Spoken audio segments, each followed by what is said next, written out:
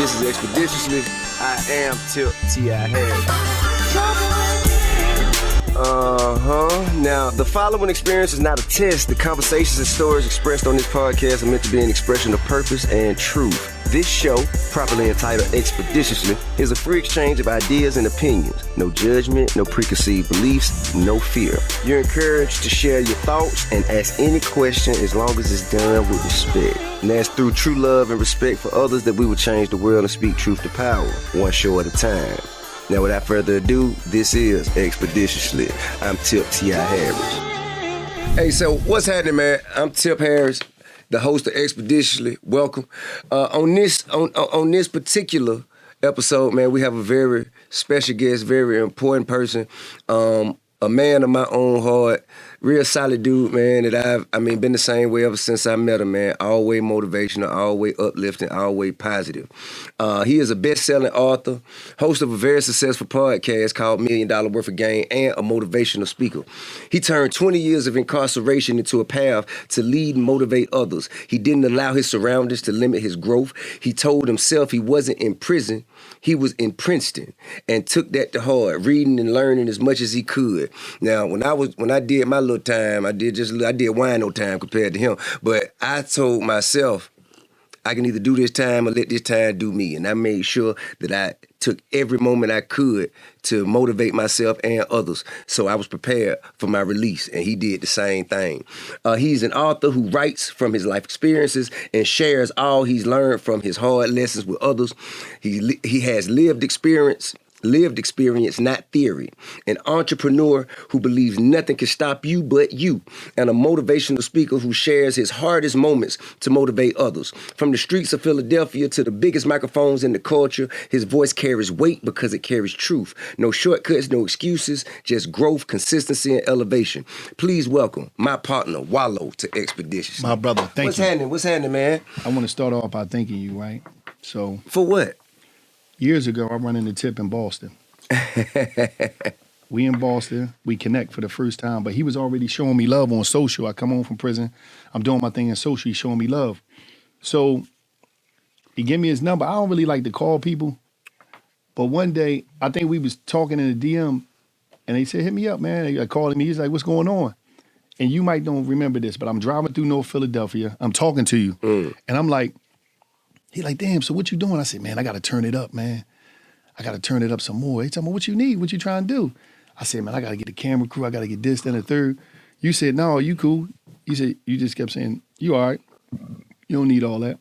I said, damn, Tip, what you mean? I said, until he said, man, he said, listen, man, what you trying to do? I said, man, I'm just trying to build my media shit and trying to do this. This before I had a show called Where's Wallo? And so he said, listen, man, what you need all that equipment for? I said, man, because I got to turn it up. He said, you already turned it up. I said, how? He said, you on the phone with me off your phone. That's what you told me.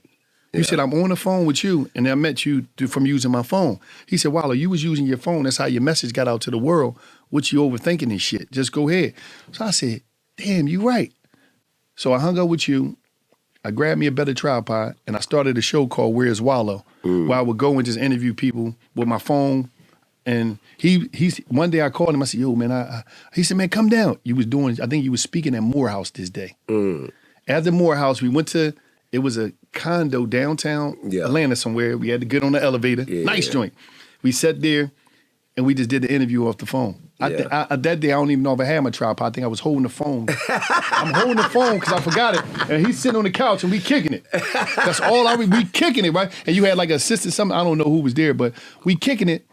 And I usually just run around and interview people, you, Jadakiss, Charlamagne, Lil Baby, Lil Durk, all off this phone. Built a whole channel off that phone. Right. And it was like, I always tell people this story when they come to me, be like, yo, man, I need this. I be like, man, Tip told me some shit. You don't need all that shit. All you need is for real, all you need is your phone, because the phone is like a whole production, right? That's real. And so I just want to thank you for that. Right, man. That was major. Man, thank you, bro. Thank you, man. I want to thank you for showing me that it was real money in podcasting because, you know, I left right when y'all got 30 million. You know what I'm saying? As soon as I got the hell on, y'all got paid. Yeah. So thank you for showing me that, man. And I talked to you one time about it. Yeah. On the phone, you was like, man, I said, no, it's money here, man. He was like, I don't know, I can't see it, Wallo. I said, man, don't do it. It's money. And you was one of the dudes that was here, like you sat down with some legendary people in your show. I'm like, yeah, Tip, what the fuck? I really got tired of doing it. Yeah. I really got tired of doing it. I got tired of people, you know, like I just feel like when we do this, we open ourselves up for other people's opinions so much. And I just got tired. I wanted to get somewhere and just be quiet. You know what I'm saying? I just didn't want to be bothered no more. But over time, I've saw what you guys were able to do with your show and how much you contributed to the culture. And it's great to see you with your cousin. Yeah, because. You know what I mean? You with your cousin, real family, and having real family moments and showing a bond that I feel like needs to be seen by the generation and by the culture. Y'all have been an excellent representation, man, of our community. So I appreciate y'all for that. Tell me what started $1 Million Worth of Game? See, when I was in prison, if you go back, Gil used to always do these posts when Instagram first really turned into a video. He'd be like, let me give you $1 Million Worth of Game. He used to just say it. Then he came out with an album called $1 Million Worth of Game, independent album. So he used to always say it. Yeah, Gil is really a pimp in that past life. You would think so. You would think so. He be kicking that pimp. He got a mouthpiece on it. Yeah. You know what I'm saying? So he had that. So when I came home, he always still was doing this $1 Million Worth of Game. Dudes are calling. People would call him. He'd give him the game. 2012. So one day, it was in 19. I already had the show Where's Wallo, but I said I got to do something. Like me and Cuz always together all the time. We got to do something together. Right. So I'm up early in the morning. I'm one of them researchers. I'm the dude that just be on the MacBook 2 o'clock in the morning, reading articles on Apple News, reading articles, right, trying to catch what's turning the corner. I'm looking for the future. Yeah. So it said, it's like 4 o'clock in the morning. I run across the article. Spotify allocate $400 million to podcasts in the first quarter of 2029. So I keep reading it over and over. I'm like, hold 2029. 2019. Okay, got it. So I'm reading it over. I'm like, hold the fuck up. I said, what?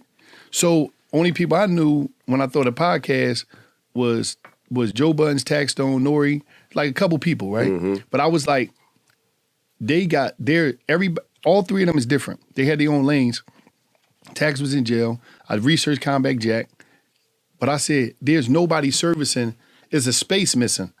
Nobody talked to the young boys. It's like the young boys was outcast. Like people don't talk to young people. Right. People wasn't going in. I'm afraid. Yeah, they wasn't talking to young people. They wasn't going to communities. So I said, damn, we could lock this in because all the youngins we already kicking with it. The athletes, everybody kicking with us. Right. So we set it up. We do it.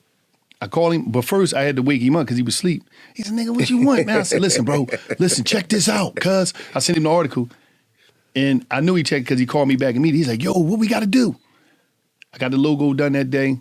Got with my trademark attorney here in Atlanta, Shay M. Lawson. I met in Atlanta.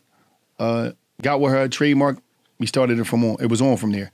And we just started doing it. Right. We didn't know what we was doing. The first day we came out, in 7 hours, we was number 2 under comedy, under Joe Rogan, and number 4 of all categories in like 7 hours. So I was like, oh yeah, on Apple. I said, it's on. And then ever since that, we went to music. We was number 1 on music like for 6 months straight. Dope. I get a call one day, and I always try to tell young people, like, for some reason when you popping, people find you, get your number. So I get a call one day, we jumping. I get a call. I knew, shout out to Shaka Zulu, because I was at the What's Name Festival that summer, and I ran into Shaka Zulu at the Roots Picnic. Right.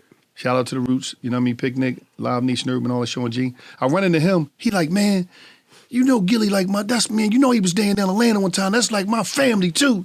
So we at the Roots Picnic. I'm like, yeah, he said, you know I'm over there at Spotify. Because he went to Spotify. He was at Spotify at the time. He said, y'all need to, I said, yeah. So I'm chilling one day. I get a call, white man on the other side of the line. No, because you know it's spooky. You don't know how this shit. You hear all the stories. Somebody say, can I speak to Wallo? I said, yeah, this is me. I'm like, oh shit, what I do? I'm on parole at the time. I'm like, oh shit. But I'm like, he ain't gonna ask for Wallo. They gonna ask for my real name. Yeah. So he like, this is I said, who is this? This is Courtney Hope. I'm a vicious Google boy, so I got my other phone. I'm like, Courtney Hope, who the fuck is you, man? Like, sound like a cop. So he like, yeah, I'm from Spotify. So I type him up, go to his LinkedIn. I see, damn, this dude ran this, he ran that. Courtney Hope, he runs Spotify. Right. This dude that runs Spotify got my number. So I don't know, shock. So he said, I said, hold up, let me call my partner. I called Gil, put him on. I said, Gil, the man on the phone, man, the man. This is the. He said, well, who the fuck is you talking? I just listen. I plug him in. This boy Courtney Holt say, I want y'all to come to Spotify. He said, what do you want? I said, what do you want? He said, we want everything. We want to like own it. I said, own it? What you mean? We're gonna take you off of YouTube. He just started talking. I said, well, listen, I don't know. He said, what do you want? So I said, let me get with my turn. I'm like, this ain't my type of talk because it scared the shit out of me. Yeah. Because I'm like, is this some shit that you hear about in the movies? So I'm like, pretty much. I'm like, oh no, fuck that. Let me get off the phone because I don't know. So I give lawyers and then once he said that, they hit the email. That's when they start the conversation, jump in the email. The executive, the people in Spotify, we going back and forth, and then Barstool jump in the game. Once Barstool jump in the game, they wasn't playing. Barstool, Dave Portnoy and them, Erica Nardini, they wasn't playing. They shot us an offer. We turned it down. And the next thing you know, we ain't hear from them in weeks. They said, we got to come see you guys. Because they seen, a lot of times, it's going to be people that understand technology. See, what we got to understand is different ways of seeing the game, whether it's music, films. Is you got people out here that know how to measure the future of technology. Right. They know how to measure culture. Right. Barstool was measurers early because they said, if y'all right here, with these plugins, y'all gonna be right here.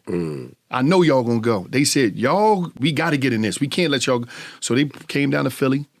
We went to dinner. It took like 5 minutes. Deal was done. Shook their hand. They cut us a nice check for the first deal for 36 months licensing deal. Good. Whereas though we own everything you ever seen. You ever seen, $1 million worth of game, 50%. Gilly, 50% Wallo. We own every episode, everything you ever seen, everything. Right on. So we did the deal. The doors opened up. By the time we 2 years into that deal, 2.5 years into the deal, a bidding war jumped because it's ready to expire. Shout out to Sean G from Live Nation. That's one of my OGs from for Philly. Sean take us the he the head of Live Nation Tours, Urban. Yeah. He take us. Sean say, come on. He take us under Spotify, LA. He take us into Amazon Music. Steve Boom and them over there. Right. I can't forget my guy. What's my guy name that be over there that used to work at Amazon Music? Don't give me the line. I ain't been in music. He be with Kendrick and all them. God damn, he'd kill me, but I'm gonna get his name. But like they take us over there and they like, we got something for y'all. I'm like, all right, cool. So they say we got, we talking about 8 figures. So I say, all right.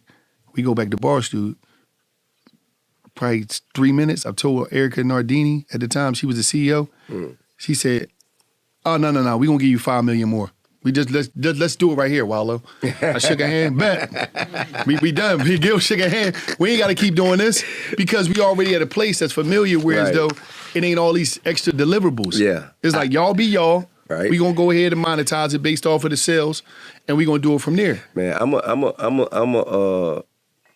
I guess an example, or I should say, I've had the experience to where it's been shown to me that when you have somewhere that knows you, you've been successful together, you grew together, they have a different level of appreciation for what your brand means, and sometimes it seems like leaving there will make you more successful and open up better doors for you. But sometimes, most of the time, it best to just chill where you at. You know what I mean? And it's a loyalty play with me because I'm big on me personally. Like, I know everybody do their thing differently. Salute to everybody. But I'm big on having good partners. Right. I love great partners because, especially when it's mutually beneficial and we both walk away good. Because good partners, what they do is they bring relationships that you might can't get yourself. Right. And sometimes success itself don't always get the relationships. Right. Relationships get the relationships. And a lot of times inside of them partnerships is information. It's not about the money. It's information that one sit down and one paragraph of information can change your whole outlook on this shit. Right. It can open up a door. And I think a lot of times people look at the money people look at independence, people look at different things, and it's like, all right, like I told this one young boy, he was like, man, I'm keeping it independent. I got 100%. I said, you got 100%, but you don't know how to monetize it. You don't have no infrastructure. Right. You don't have no team. Why you ain't just go get with the system, get the team, get you a nice term to where as though you able to walk away one day, but you was able to build the infrastructure with their resources, their relationships, and their audience. Because this shit really a lot of times is about OPA, other people, audiences. Right. So when you get with a machine, sometimes you able to tap into all their relationship, all their audiences, and then one day you can walk away and have a real business. Right. Not no hustle. Assets. Yes. Yeah. But I think it's a thought of assets. Yeah, a lot of people just. I mean, man. Now, you was in prison for 20 years. From how old were you when you went in? 17 to 37. 17 to 37. When a person go to prison that young, especially doing that kind of time, you got two different paths you can go down. You can either you can be a fucking a road warrior where you get what I'm saying, get with the Thundercats, you know what I mean? Or you could be conscious, elevate your personal growth. What made you take the path of elevation and like evolution of consciousness? I was scared, Tip. So no, I'm just being straight up. Hey man, that's some honest shit, bro. No, that's honest as hell. Listen, so Tip, when you go to prison, you scared. Yeah. The greatest way to make it through there is stay out of dumb shit and get your head in some books and educate it. That's real. So it was like, I'm in there, I'm like, okay. One thing, the myth of prison is like, from seeing the TV that somebody just gonna magically fuck with you to fuck with you. Right, yeah, nah. The only way they gonna fuck with you if you're around the wrong crew, if you want some dumb shit, or that's real. You do some dumb shit. How you carry yourself will be a representation of what comes to you. So me, I'm like, man, I'm scared to death in this joint because I'm 17, they certify me as an adult. In Pennsylvania, that's how they do you. And you gotta do a day on the day. Yeah. So it's like, I'm scared to death. I'm like, shit. I got to stay away from all dumb shit in here. Right. Motherfuckers walking around with knives longer than a elephant's trunk. I'm like, man, I don't want to get none of that. I seen people get stabbed, hit in the head. I'm like, I'm just going to be this good in my cell, reading my books, minding my business, going to the law library, hollering at the old heads. Because one thing about prison is like this. Prison got some of the greatest professors in the world. This is true. Because you got some OGs in prison that's never coming back, that's not going to let you sit in their face and not educate yourself and go out there and be something. And they're gonna pass down that information, that knowledge that they have. Yes. And they ain't got nobody else to pass it to. Yes. So you know what I'm saying? They have to give it to you. You know what I mean? They feel like that's their purpose in life, to give you that game. And that was my thing. My thing was like this, Tip. My thing was like, man, I'm gonna get all this knowledge because, and it's not just in prison, on the streets. For those that's watching, some of the greatest teachers you're gonna get is older people, especially successful ones. You sit down, you could be around them all day. They're going to tell you everything because they ain't got nobody to talk to a lot of times. When the student is ready, the teacher will teach. They're going to teach. So I was in there on that time and I was like, and I seen the dumb shit was going on. I seen dudes getting high. I seen dudes going crazy because they on psychotropic medications to try to escape the bit. And I was like, man, I ain't doing that shit. I never did a drug or drunk. So I'm like, I ain't doing no drugs. I wasn't trying to hustle. I was in the kitchen. So I'm selling shit out the kitchen. That was my hustle. Yeah. But I wasn't getting in the drug game or I wasn't, listen. You weren't gambling, no shit like that. I think a lot of people. You didn't play the tickets? No, I paid tickets, but that's different. Tickets is different. I didn't play, listen. And how many times you hit? Probably like twice. 20 year worth of tickets. I probably hit twice because I was an over and under dude. So I play, you got to pick 4 overs and numbers. And I always like to pick overs. All that shit they doing right now with pride. They've been doing that shit. Been doing that 30 shit years ago, man. Bro. In the penitentiary. That shit been in the penitentiary They had the forever. tickets. You get the ticket, you circle up. Yeah. So the whole twist is like, I was one of them dudes that was like, I seen a dude get hit in his head about their spades.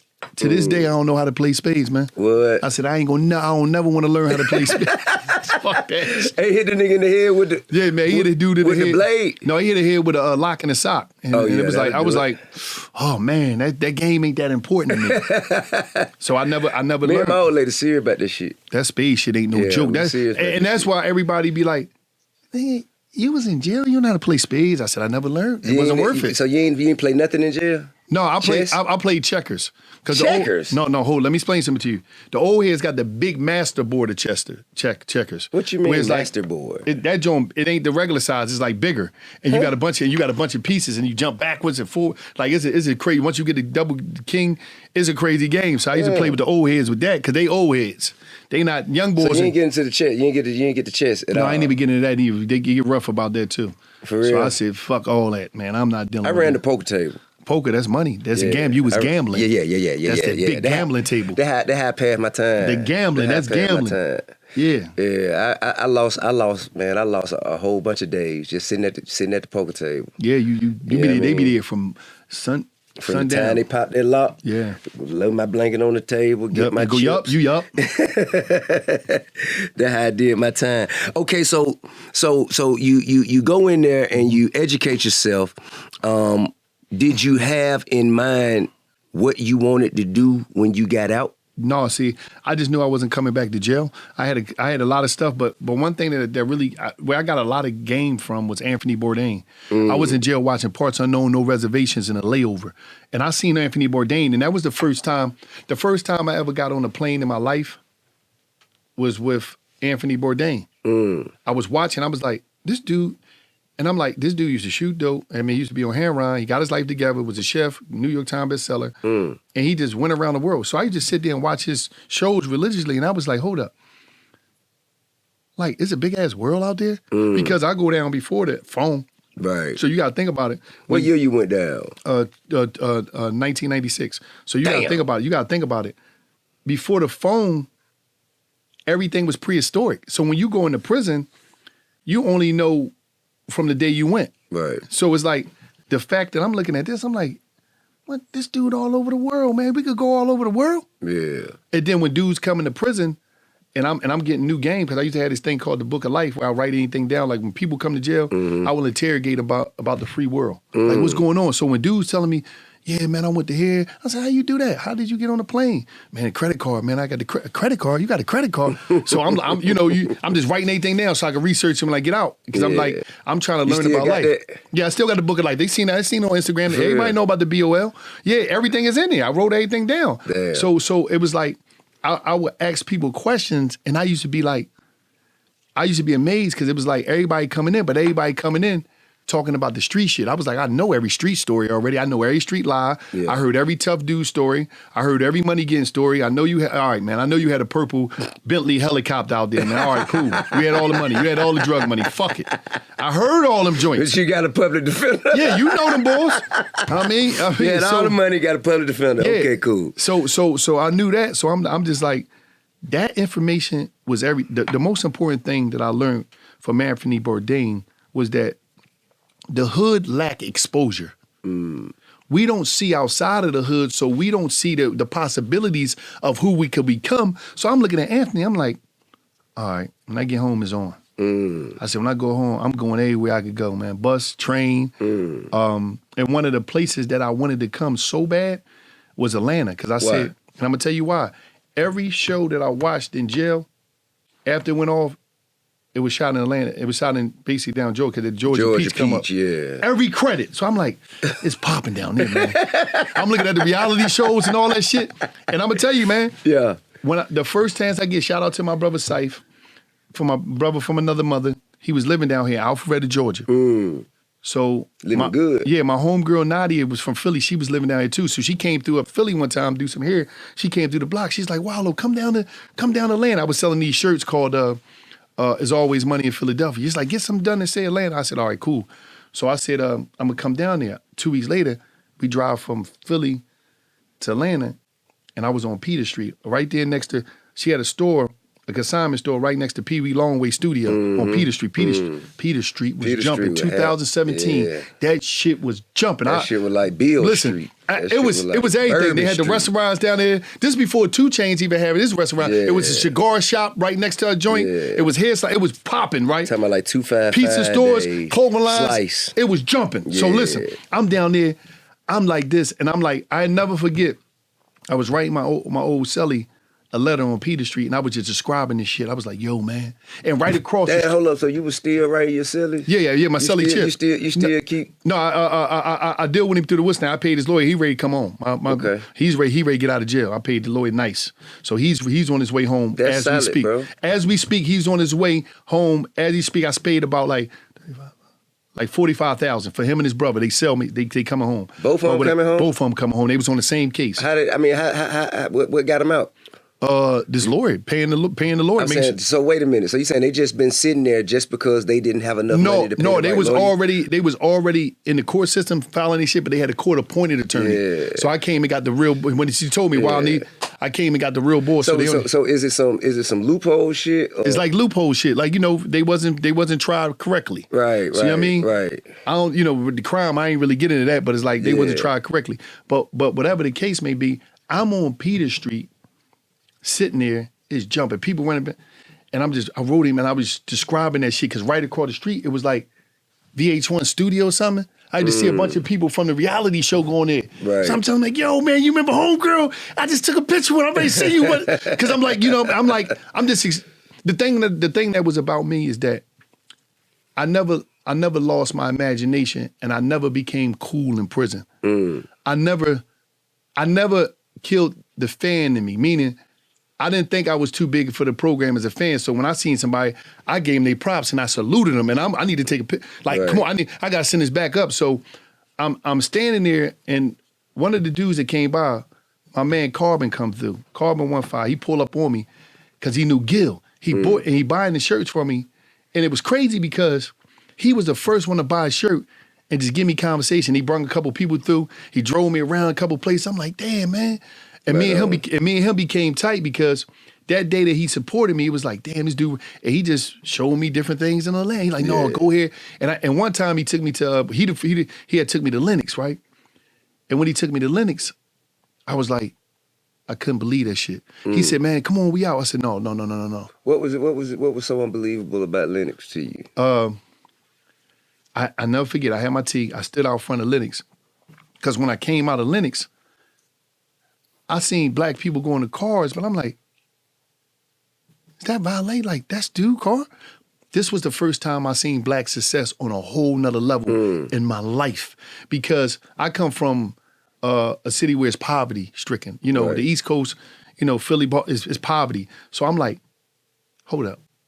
Another person get what? I'm like, so I'm standing there and I'm just like, I can't, I'm just so lost to see this much success. People coming out of these shopping, they got, I'm like, where the fuck is all these cars coming from? Is these cars plated?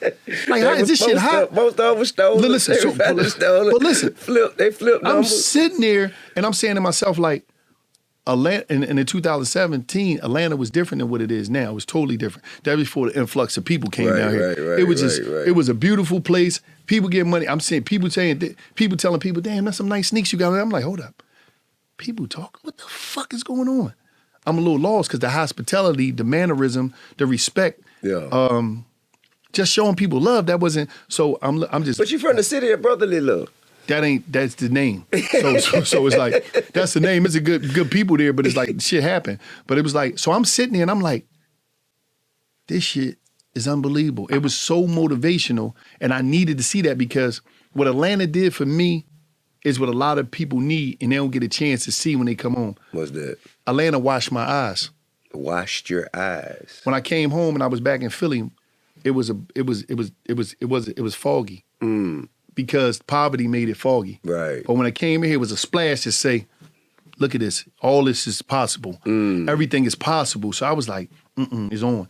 So every time I came back, I used to be down Atlanta like, man, just soaking it up. Listening to you talk, man, it just makes me realize certain shit. Like, one, you paid $45,000 for somebody to have a lawyer and be able to free themselves from bondage after being locked up. How long they been in there? Chip been locked up about he probably been down like anywhere from 14 to 16 years. Him and his brother.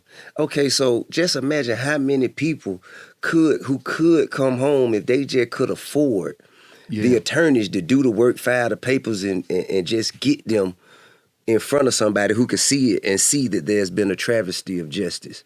Yeah. That there's been a mistake made. That shit, this shit is mind-boggling. Because I think me and this dude used to share food. So it was like, and he used to be, what was so crazy about Chip, what I love about Chip is that Chip was, I never forget when he came to the cell, he was like, because we had the MP3 players, he was like, yo, you got to hear this John, man, this boy. Because I used to talk to people in the yard and be, just talking to people. He the first dude to ever let me hear Les Brown. Because Jeezy came out with an album and he had the song, When My, and he had Les Brown on there. He was like, Wallo, man, that's how you be talking to. I was like, damn. So I didn't even know the possibility that it was people like Les. So once I heard that, I went on the tab and got everything that Les was talking. And I was like, damn, he like, you do be talking to people, so but you talking a hood, John, where it's more receptive from us. So that was why I really started on Instagram going in. Right. Speaking more, you know what I mean, when I first came home from prison. But Chip just like that. Yes, Chip was the one that showed me them. So, and Chip was always like, man, you gonna go out there. And I used to tell Chip all type of crazy shit that I wanted to do. And he'd be like, I know you're gonna do it, homie. He was one of them dudes. Now, what made you, because I remember, because that when I found, or became aware you was on Instagram, when you have you be in the hood, and you had a camera like far away, and I run up and on then it. you just walk up talking. Yeah. And you know what I mean, about 30, 45 seconds, give some game, and then you say it's just like that, and then walk off. Yeah. So that's a style of direction. What led to that?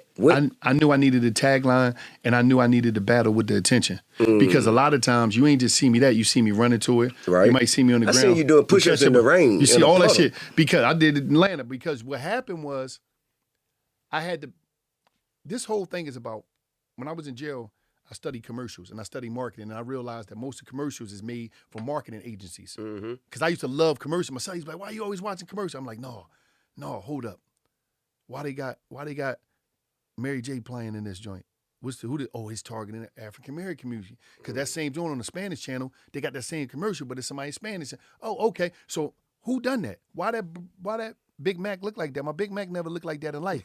Oh, that's an ad agency that they pay to do this commercial. Right. I read a book called Damn Good Advice by George Lois. George Lois, one of the greatest ad men in the history of life. They did this TV show Mad Men about him. This dude did Muhammad Ali ads when Muhammad Ali like this with the arrows on it. George Lois did. So I just started studying marketing, and at that moment in jail, I realized you got God, then you got marketing. Marketing come before family. The reason marketing come before family because you got God and then you got marketing.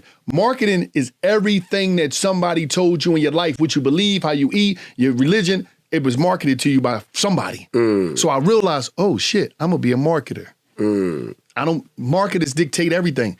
The marketing, like you gotta understand, more money is spent on marketing than anything. Right. Like marketing is how you find out everything, is how you know everything. It was marketed to you based off of the community you from. People don't even understand. That's why people getting paid off streams.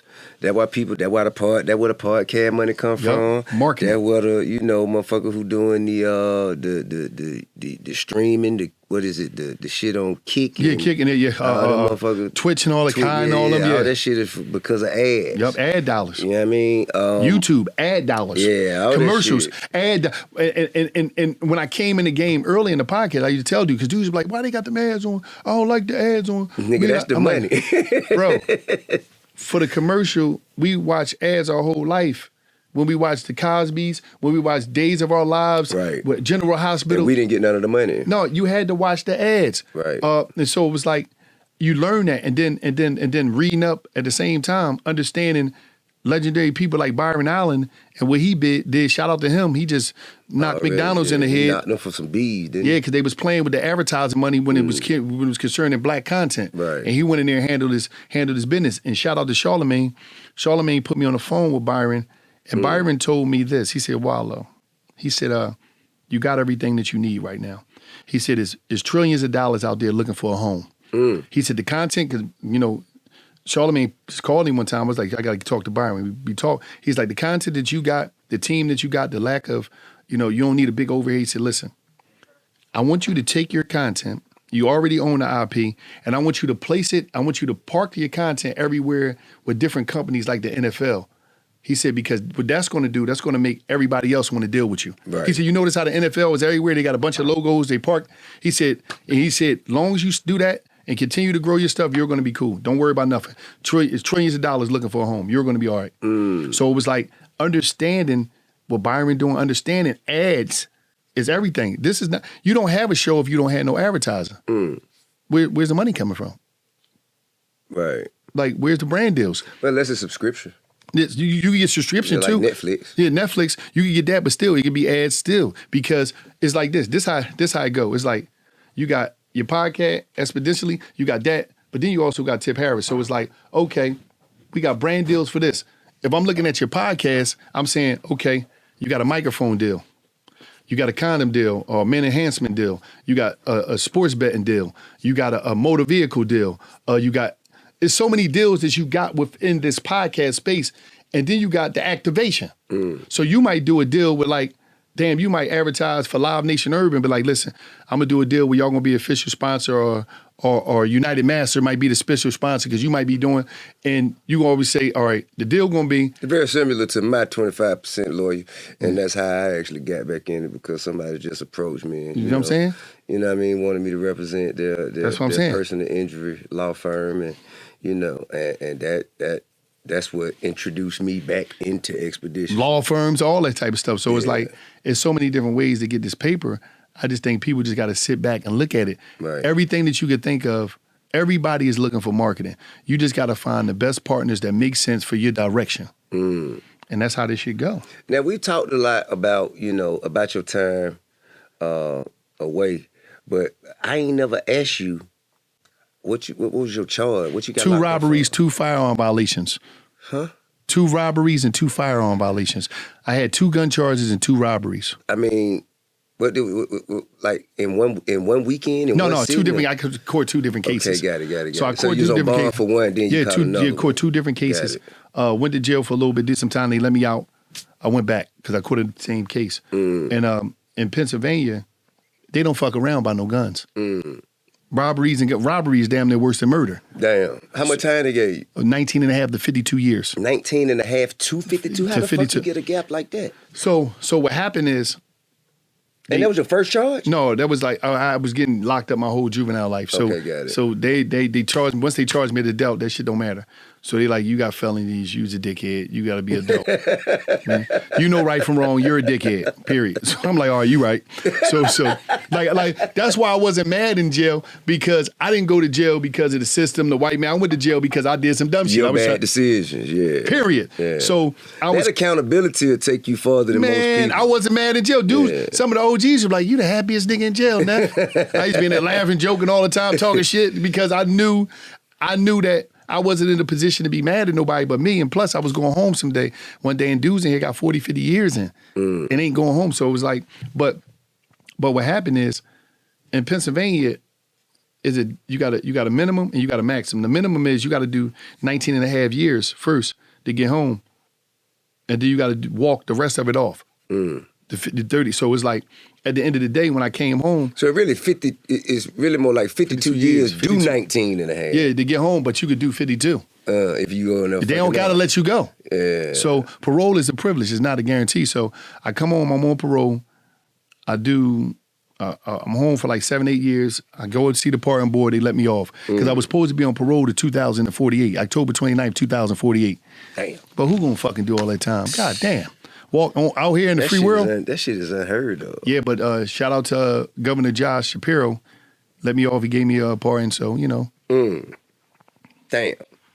I mean, man, you said the scariest time of your life was when you got out of prison. The day I had to leave prison, I was scared to death. Listen, now, prison is a scary place, but for the first time in my life, walking out of prison, I had to fulfill promises that I made to my mom, my niece, my little brother, my grandma, because I'm on the phone through the bit telling them I changed. Right. I'm this person, but I never been that person before. It's cool. I never been that person in my life. Right. So now I'm going through. So now I'm walking out of prison, and I got to be somebody that I never been under temptations that I never dealt with. Right. So how the fuck, I got to go back down the hood, I got to go back down the way, and how I'm going to be this person. So I'm scared to death, Tip. I ain't being real. Damn. Because I never was that person before. And I told Nanny, and my whole success to me, like one of my youngest asked me the other day, when did you know you was successful? I said, the day, and it wasn't long that I was home, but the day that I made it to the newspaper, and my grandma didn't even know what I was doing with the Instagram stuff. She didn't even know what I was doing, but somebody told her I was in the newspaper. She thought I'd done some shit. And she got the paper, and she was so happy because I always thought that I wasn't gonna make it out. My nanny used to always be like, boy, I'm gonna leave something for you. I ain't gonna be here when you get back. Because I never told grandma how much time I got. I told her I'd be home next year. Damn. But the whole time, I remember when I was home, she told me something. So you thought I ain't know how much time you had? I said, Nanny, you ain't never say nothing. That's why I said next year. She used to be like, she really didn't think she was gonna make it. So my only thing I ever wanted to do, I was like, damn, my whole life was based upon Nanny seeing me do good one time. Right. Because Nanny was always the one that'd be like, still running around them boys, huh? You don't, she said, Wallace, you don't understand why you always wind up in jail? You know you're not a criminal. You don't know what you're doing, right? My mama told me the same thing. She said, you always calling me from jail. Why you don't call none of them niggas? I was like, Nanny, ain't nobody gonna do nothing, ain't got nothing. So Nanny, when that day, and she seen I was doing, because she used to see me leaving the house every morning. But I'm leaving the house every morning because I'm like, she's like, where is this nigga going at 5 in the morning? I'm going out there to do my videos as y'all seen, put my tripod up, and get out the house because I'm like, I'm living with my grandma, just came home at 37. I can't be laying up in your house, Nanny. You know me, I'm used to doing something. I got to make some moves. So I'm out there selling shirts, doing promos and shit, to get money. And I used to come in there with money. She wouldn't take nothing from me still like it was back in the day. Like, yeah. Nigga, where you get money from? You got a pocket full of I'm doing but she didn't even know. She didn't know nothing about Instagram. Right. My grandma just got an iPhone last year. She did not want none of that. I don't want none of that shit. She was rocking the flip. So now, like young Dro. Now she fronting and now she FaceTime now. I'm like, oh, now you use FaceTime, huh? Nanny 91.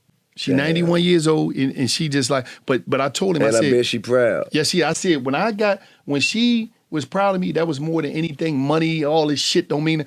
That was the most important thing that ever happened to me coming home, and that's what it was about. Man, that shit my mama said the same thing to me. She said, man, you be out with all these motherfuckers, all of a sudden shit go down, and you the one go to jail. Yep. You always in jail. Whatever you doing, you obviously not good at it. Yes. Yes. Yeah, I mean, hey man, and she was right, bro. She was right. I was a terrible criminal. A lot of us are. I was terrible. I was terrible. Everybody hood is. Bro. I was a terrible criminal. Yeah. I mean, this shit here, it just wasn't for me, bro. It just wasn't for me. If you could talk to the version of you sitting in that cell, year 10, not 20, halfway through your bid, what would you say to him? Stop worrying about that girl, man. Baby Leg got her. Yo, that was one of the worst times in my whole bit, man, surviving prison. Like when Baby Leg came, listen, man, it was like I was in the cell screaming when Baby Leg, he actually, and guess what? Guess where the fuck she was at? She was going to Spelman, right? And it was like, it was crazy, right? Because this before year 10. This way before year 10. You said Baby Leg. Baby Leg, listen, he answered the phone. She was going to Spelman, right? And it was one of these niggas from fucking a bankhead, some fucking with one of the places. Why you because, gonna do us man, like I that? knew that from the raps. That's it. I blame the bank. I said that nigga from fucking bankhead somewhere. Because listen, I call her, right? There's no bullshit tip. I call her, she going to Spelman. This was real. She used to always answer my phone call because she from Philly. So I'm like, I called one time, nigga answered the phone with a southern drawl, and that was like, damn. He was like, yo, some shit like that. I'm like, hello?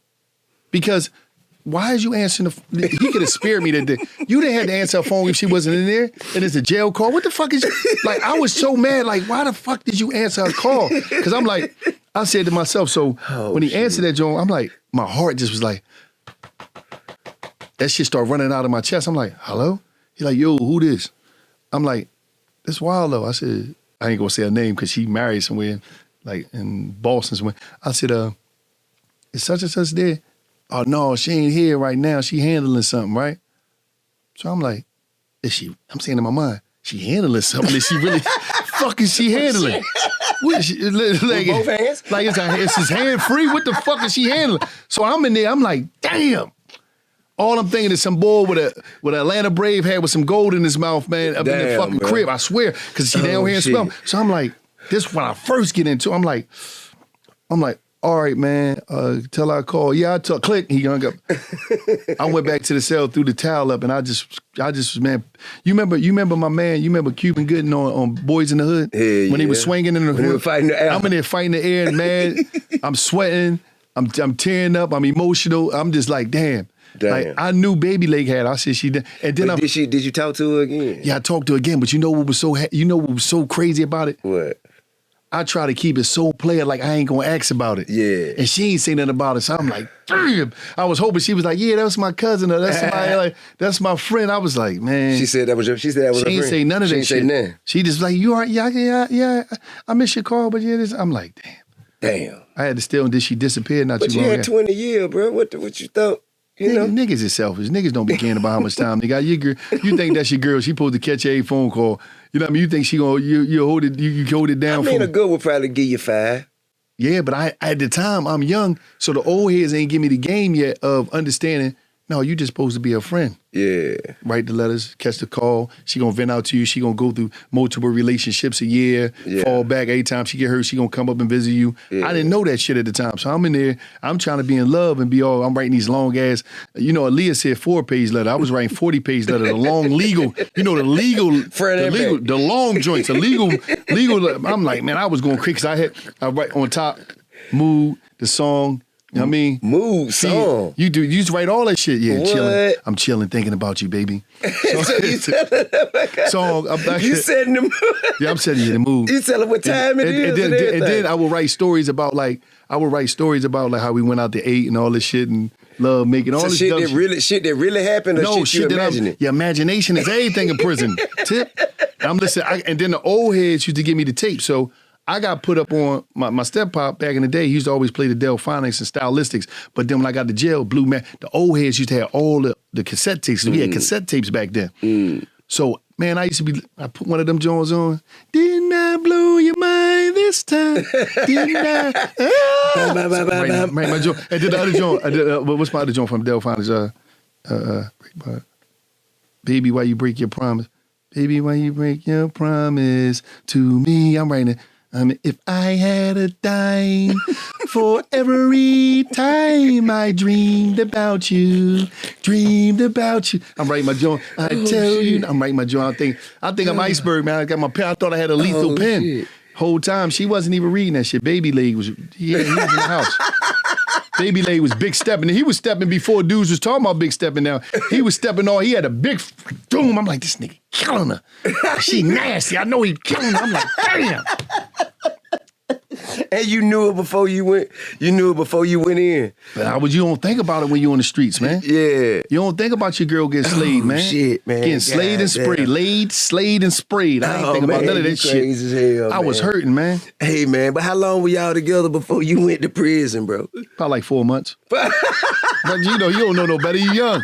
You don't know no better. You trying to have a wifey from jail and shit, man. You know what I'm saying? You trying to have a wifey from jail. You don't care about that shit. Oh, shit, man. You stupid, man. No, we was together. Like in the hood, man. Especially now. Man, motherfucker be in love in 3 days, man. Hell yeah. They be in love. You mind. They call that tender dick. Man, yeah, they do that shit out here. Dick. Tenderness. But back in the day, it was harder because we didn't get girls like they do today. I mean, it wasn't that sweet, man. You ain't had social media. It wasn't many options. You had to work hard. You had to motherfucker you had to actually see. Yeah. And you never see him again. So when you see him, damn, shorty, what's up? Get a number. You had your little pen on you when you go to the malls. Your little beeper. Shit was I had a bag full of numbers. I used to have a bag full of phone numbers, bro. I call it a bomb of numbers. I had a bag full of numbers. And you just call their name? Just how nigga keep like weed and shit in the bag. I had a bag full of ripped ever break it down? Up pieces of papers. But did you ever break it down? Because my brother, he was cold. He had a notebook and he'd have their name, light skin, dark skin, and what part of the city they was from. He was cold. He had so many of them. I just put stars, like, you know what I'm saying? 5 stars, 3 stars. Oh, she cold.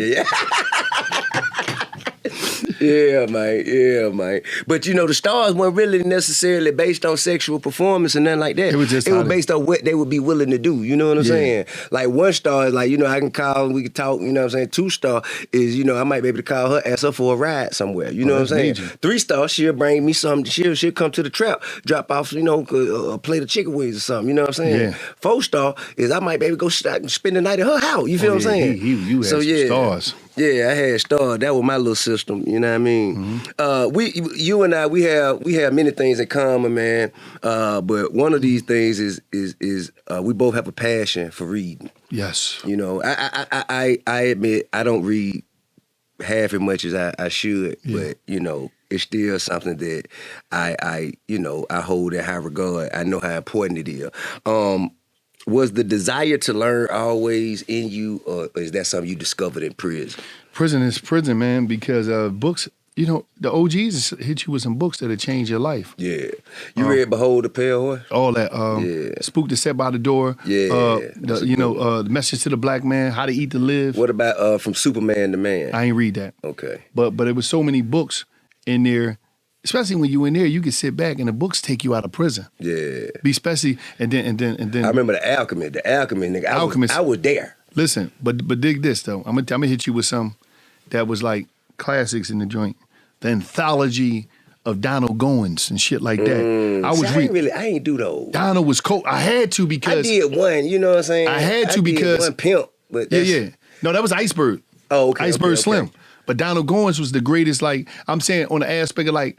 You know, I never did the ghetto kind of like novels and shit, man. He was cold. I did mostly the only hood novels and shit. Coldest Winter Ever. Oh yeah. Midnight. Yeah. You know what I'm saying? All of the Sister Soldier shit. Cold. She was cold. And them motherfucking Alex Cross, motherfucking them Jane Patterson. Yeah, he's a beast. He major in jail. Yeah. Like I think people don't understand in jail. You know what's funny about jail? They be shocked about what people is reading and what they watching. When I first went to prison, right, what fucked me up was this. Number one, when I get into the day room and I seen all these gangsters watching the soap operas. Oh shit, yeah. I was fucked up. That shit was a trip. I was like, these dudes watching the soap operas. Young General Hospital. And then All My Children, all this shit. But what stuck with me the most out of all this shit is when I went to prison and I seen dudes that was trying to kill each other on the streets. Solid in prison. Playing cards together. Yeah. Walking the yard, kicking it, really, working out prison together. Ain't nothing but a community. Yeah. It's just a community. It see like a dude go through all that to get to prison to realize, damn, man, you ain't that bad. You cool, right. Man. We can figure it out here. But it's like, if we figured it out on the street, we wouldn't even be here. A lot of people want the community to be better, but you know, it was deep. Right. What are the top 5 books you recommend for people to read? Number 1, Iyanla Vanzant, Acts of Faith. That was a heavy book. That book was like, because Acts of Faith, you could read that every day. It was a different message in there every day. You got Acts of Faith. That was major. Display of Power by J. Damon John. Because he break down how they started FUBU. Okay. How they went out Vegas with, wasn't even in a magic show. Right. Went out Vegas in a hotel room. That's a major joint. I like that George Lois Damn Good Advice. I forget my man Fry, his last name Fry. He got the book called Rework. Contagious by Jason, I think it's Jason Burke. Contagious, I forget who it is. That'll be the last one, Contagious. But okay, them some good books. Them books that you think people like young people should read, or read them. Yeah, just get some game out of them joints. Yeah, it'll help you in different. How old were you when you were reading books like that? What made me before I read that book? What made me? I was in a youth studies in a juvenile facility. I couldn't read that good, so it was a Yo magazine came out, and Eazy-E was on there. And Eazy was my favorite dude. I literally took that magazine, went to the school building in the juvenile facility, and told the teacher, like, yo, I want to learn how to read this. Because I knew how to read, but I wasn't that good. Right. And that's what really had me like... That motivated you to learn to read. I was young then, yeah. Got it. I like 13, some shit like that, I forget. But it was like, in jail, once I learned how to read, reading is like flying mentally. It's like your mind and got wings and it take you to different places. It's an escape. And that's what changed my life. Like being able to read and just connect, because that's what the culture That's what society now lack. People don't read as much as possible. Nah. They just It's a microwave society. Yeah, they look. They want to watch. They want to see the documentary. Yeah. You know what I mean? See the pictures and all that shit. And they dumb it down like that for you because they can dilute the information that way. They don't have to give you all of it. They not like reading the file, the true file. Yeah. That's real. You can see everything. How many episodes of $1 Million Worth of Game y'all done did? Probably like 400. 400. You know what's crazy? What's that? This is a major $1 million worth of game room right here. What you mean? I sat right here 2 times and shot 2 episodes. This is where the Young Thug interview was at. Okay, damn sure was. I was right here. You Yeah. came in here. Yeah. This when we was all here. We was turning up. All the brothers was We here. have a good time. And I said some shit in that interview. Yeah. And it was a It was message. before he went to prison. Yep, like, it was you know the real what I'm message. saying? It kind of seemed like he kind of felt it. Yeah, he did. He sat there. Yeah. The brothers was here, and I said what I needed to say. And this was a major room. Thug used to be over there cranking some hits over here. He made some hits in this joint. Yeah. This is a legendary studio. This they headquarters. Yeah. You know what I mean? I want to make sure, like, you know, for me, and it was the same thing for me. The same thing for me. Now, fun fact about this studio, first of all, it used to be owned by Daryl Simmons. Daryl Simmons, who was, you know, a partner with Babyface in LA and them. So, you know what I'm saying, all the LaFace, everybody that recorded here from, you know, Tony Braxton, Whitney Houston, Usher, everybody. Like, this is it's a monumental institution of culture. And then, you know, he sold it to a gentleman. And the gentleman that he sold it to, when I was coming home from prison, I was in the halfway house. I had to find a studio, but of course, you know, I wanted to find me a studio that had a little bedroom or something. So while I'm over here, you know what I'm saying, I get my old lady over here, you know, and handle my business, you know what I'm saying. So I turned that front room up there to a little bedroom, you know what I'm saying, and this is where I made the Trouble Man album. If I ain't mistaken, the album well, actually I came home twice. Okay, so the first time I came home, I made what would later be known as No Mercy. And then the second time I came home, I made the songs that would become the Trouble Man project. And then I was blessed with the opportunity to purchase it. He told me he was selling it because I used to try and buy it all the time and he wouldn't sell it. Then all of a sudden one day he just said, I'm ready. If you still want it, I'm ready. And you know what I'm saying? We agreed on a number. I came and bought it cash. I couldn't get no loan for it because, you know, believe it or not, studios are not bankable. Okay. The bank they can't loan against this fucking equipment, these speakers. They can only give you what the dirt is worth. Yeah. What the building is worth. And bruh ain't finna take that. You know what I'm saying? So in order for me to get it, I had to come with the cash. Yep. So I acquired it, and when I did, I wasn't really doing no whole hell of a lot of music, you know what I'm saying? But I wanted a place for the culture to still be able to exist and have like a safe place where they could come and create and not worry about no bullshit. This is you know what I mean? But you can see it like not have motherfuckers standing over their shoulder to you can't smoke in here. You can't, you know what I mean? You can see it when we was doing the interview. You came in here and it's like you was making sure y'all gonna be somewhere being here. Yeah. It was like the big brother coming through to say, I'd rather y'all be here than somewhere else where you got to go all these restrictions. Y'all are safe here. Keep your asses in here. Yeah. Stay the fuck in this building. Right. That was the vibe I got. And keep them motherfucking guns out here. You know what I'm saying? Man, you don't need that shit in here, bro. What the fuck you need that shit? I tell the youngsters all the time because now, usually, like back in our day, when we had a pistol, we had you know, something, we had it for a reason. Mm-hmm. We were going somewhere to do something. You know what I mean? We was, you know, doing something that required us to have it. These motherfuckers put that shit on now, like, you know, like a pair of sunglasses. These motherfuckers had that shit, bro, like, you know, like a fucking belt chain. You know what I'm saying? Bro, like, you know, I was like, hey man, what the fuck you need that shit for? Why must you have it in here? It's safe. Look at me. I ain't got now. It's beautiful. You know what I mean? And most of the time they be like, my bad, OG, I put it up. Yeah. You know what I'm saying? And I think that's the beauty of it, because they don't even think about it until you bring it up to them. But the respect level that you got, that they have for you, was everything. It's mutual. Because I see, you know what I mean, it's a beautiful thing. I've seen them come in. I've seen them youngsters grow from, I'm talking about, man, Gunner too. Gunner. All of them was in. Man, I'm talking about, man, Spider, Pee Wee Roscoe, man. I had Pee Wee Roscoe. I had Roscoe since he was 10 years old, man. Roscoe ran up to me at the Tesco on Camilton Road, talking about, hey, you T.I, ain't it? Damn. I say, man, where's your mama? He talking about, she riding there. Damn. And man, he hopped in the car, man. We been riding ever since. And the next time I seen him, the nigga was standing outside of Magic City, because he was with Big Meech. They was in Magic City. He couldn't get in. He say, hey, Tip, what's up? You remember me? I'm like, boy, take your ass home, man. He was out there. He's like, fuck that. I'm getting in there. Hey, man, you know, and to see him and Spider and even Gunner, you know what I'm saying? To see all of them, Weezy, Turbo. They all doing it. All doing it. Man, they started, hey, listen, Weezy started making beats in my mama's basement. Weezy out of it. Weezy, my little cousin, my first cousin, Rashad the God, he introduced, like, he had Weezy around him, he had Turbo around him, so they all used to be in my basement at the time, working on music, just trying to let me, hey man, Tip, listen to it. Like, yeah, all right, bro, all right.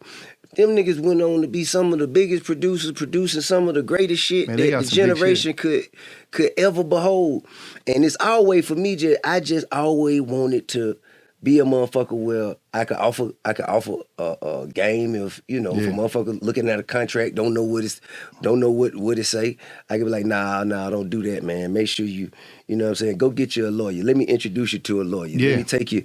I took Spider and Dolph. Me and Killer Mike took Young Thug and Dolph. Rest in peace, Dolph. Yeah, recipe, long live Dolph. Okay, so we took them to open up their first bank account. And let me tell you something. At a black bank, man. Look, do you know, man, this nigga Spider brought $1 million out of mattress. To take to the walk in the bank. To walk in the bank. Just to open that nigga crazy. He said, hey man, you sure my money gonna be out? I say, man, get the folk the money, man. But I've always wanted to be that, because that's something that I felt like we didn't have enough of in our generation. Yeah, that's major. It wasn't nobody that could show me how to do what I'm doing. It wasn't nobody that I could really look to and ask those intimate, like those really entrepreneurial, financial questions. Like, you know what I'm saying? Like, hey man, what does this shit mean by the interest rate? What did they mean by that? You know what I mean? And I always wanted to be that motherfucker. So when I bought this shit, I just wanted to have all of the motherfuckers in here that I ain't seen anybody here. You know what I mean? That couldn't go, that felt like they couldn't go nowhere else because they felt like they didn't belong. You know what I mean? Yeah. So I felt like that was it's a blessing to be able.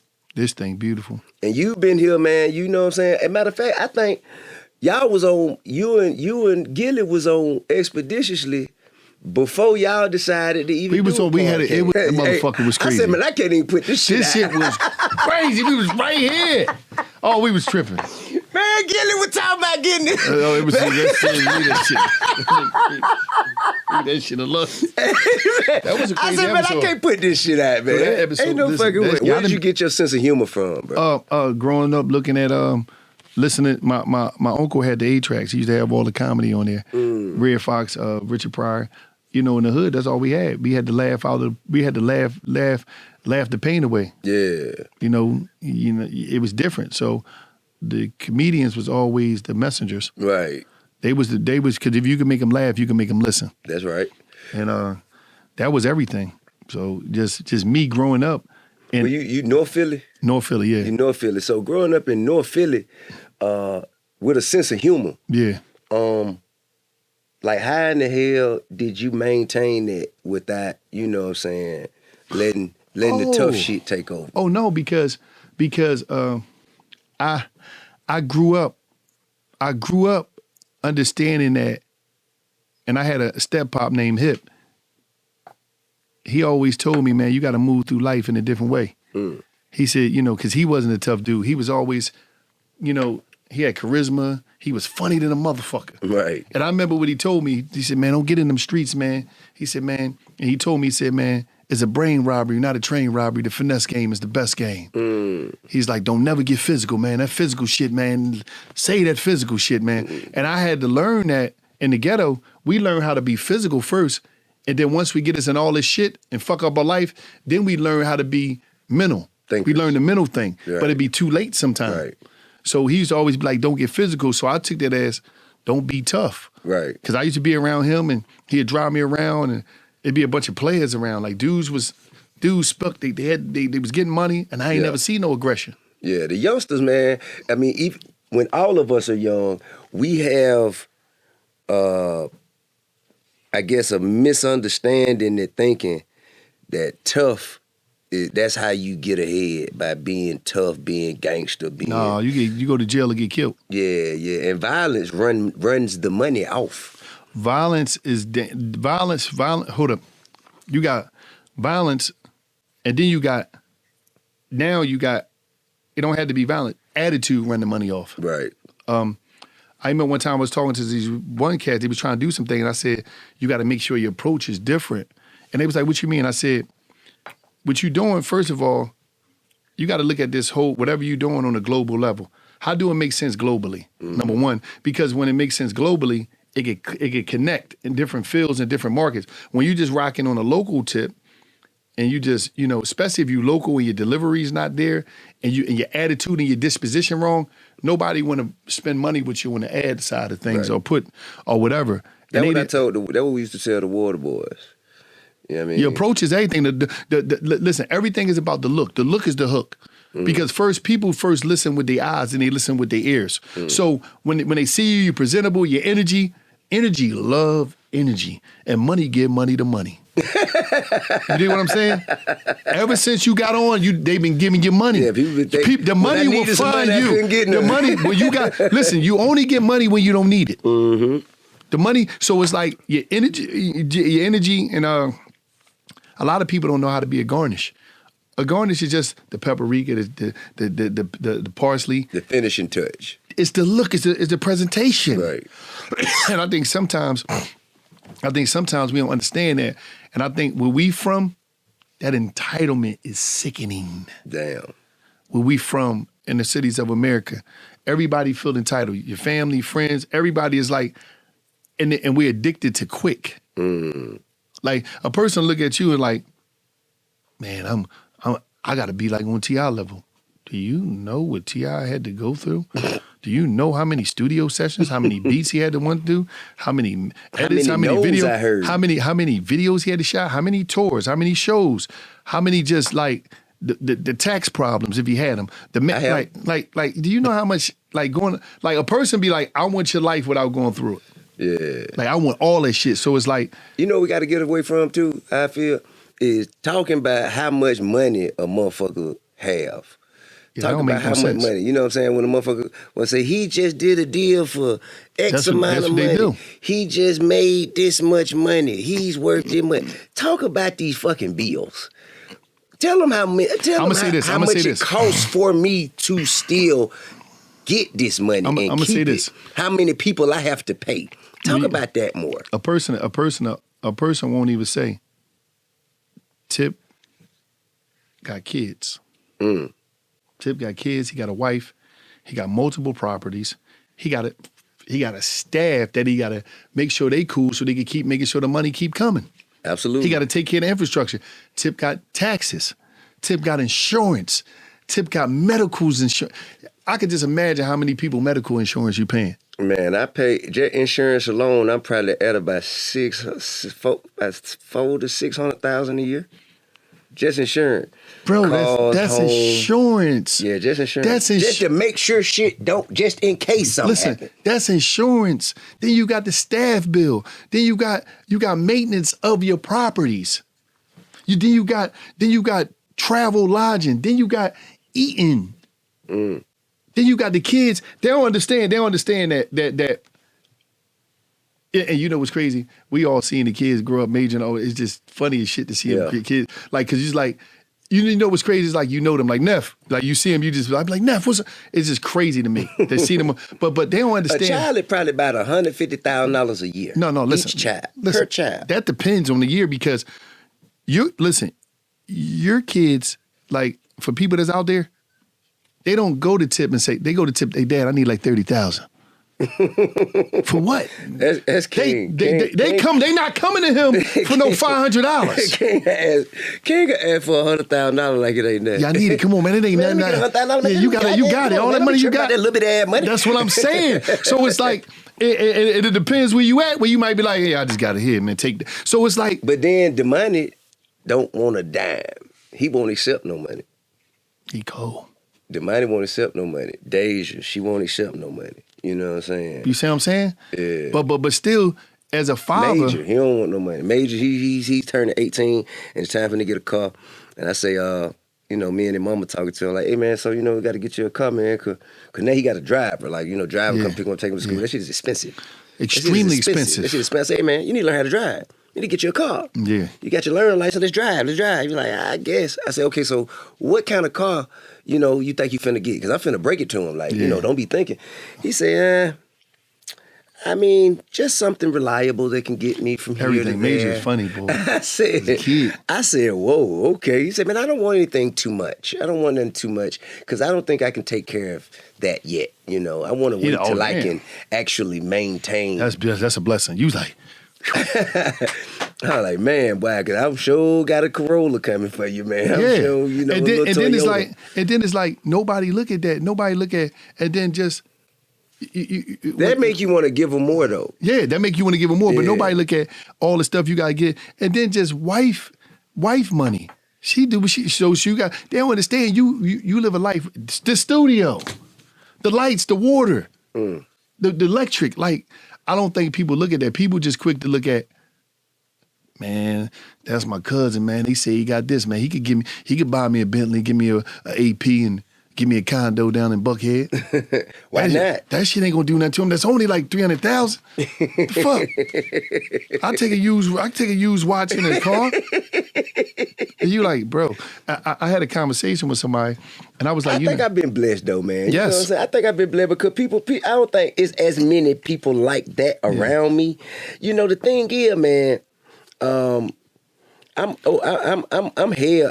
I'm here with them no's. I'm here with a no. You gotta be. I give a fast no too. I don't ain't no let me think about it. Nah, that ain't gonna happen. Can't do it. Nah. Next question. You know what I mean? So, so now it get to where, they kind of like tread around it, you know what I'm saying? Because they know I ain't just throwing it out there like that. But it's a blessing to be able, and it make me feel good when somebody do need me and I'm able to you really do can help it. them. You know what I'm saying? It's a blessing to be able to be there for people you love when they really need it. Really, you know what I mean? Now, there's a difference between you might want some. You know what I mean? You might want some, but then when you really need some and I'm there and able to be there, that's a true blessing. Yeah. And I was talking to you about your sense of humor, but I kind of trailed off. The reason I asked you about your sense of humor because I think I seen a clip you got on stage and did some stand up. I was back at stage in Philly 2 days ago.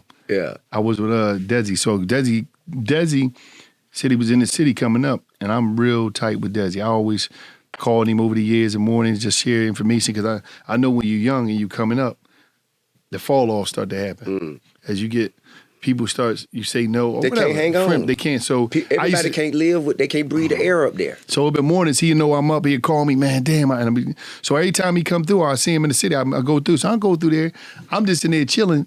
Him, in his opening acts, we back there talking shit, laughing. I said, they like, damn, why you crazy as shit, man? I said, yeah, I'm gonna go up there and fuck it. I'm gonna go up there and do a set. They talking about, nigga, Des like, you not doing no fucking set. I said, all right, fuck it. I'm gonna just go up there. I'm like, what do I got to lose? Cause I you know what I mean? And you went up there. I just went up there, gave him 6 minutes. How'd it go? I tore that shit up. Gave him 6 minutes. They went crazy. Damn, see, I didn't see the extra. I just saw you go grab the mic and, I got busy. I was talking about crack in the 80s. And they went crazy. They went fucking crazy. Because I know that a lot of people don't, like, my whole thing is like my stories and the way I look at it is like, a lot of people, there's no documentation. Right. It's not like the internet. So people, they love the story. So I just, and they love that shit. So what's the funniest joke you think you told that day that got you the biggest laugh? That showed you that you could come back and do it again? When I was talking about how I smoked crack in the 80s, right? You used to smoke crack? Fuck no, I never smoked crack in my life. But that's the bit. That's the bit. So when I go up there and say, when I go up there and say it, they already fucked up. Like, damn. Because they don't know because I'm dead serious. Yeah. My sense of humor is dead serious. So I go up there. I come out to me so horny. Watch. I was thinking about the 80s, right? Crack cocaine was jumping. When I first took my first hit, my life changed. You know, the crack house was the original swinger club in the black community. That's when I got my nickname. And I ran into one of the crackheads from back in the day. She reminded me of who I was. Because once you get high, you strip the fuck out. So we stripped out, I'm stripping out. That was the first time I really realized that I wasn't who I thought I was. Just seeing every time she seen me, she was like, little dick, little dick, little dick. I was like, the fuck is she talking about? They loved it. I know she ain't talking about me. Because, you know, men like to lie to they fucking self. Dude, hype themselves. Oh, yeah, I'm really old. I did something to you, didn't I, girl? And a lot of y'all women, y'all know what y'all go through it now. Some of y'all sit with some little dick, little dick, little dicks. But y'all got I just did it. But because it was like tip. It's like tip.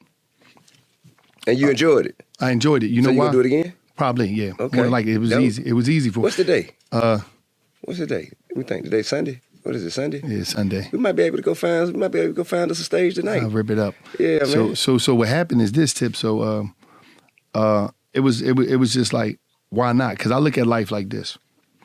4 quarters. From birth to 21, first quarter. From 21 to 40, second quarter. From 41 to 60, third quarter. From 61 to 80 is the fourth quarter. And most of the time. 61 until. 61 until, but most of the time, a lot of times, people lights is out. Yeah. Some people can some people could go into overtime. Right. But the reality of it is, that triple digit overtime. I'm one of them people I'm one of them people that's like, listen, man, I ain't got time to be fucking around or worrying about how you feel, because this is the reality of it, Tip.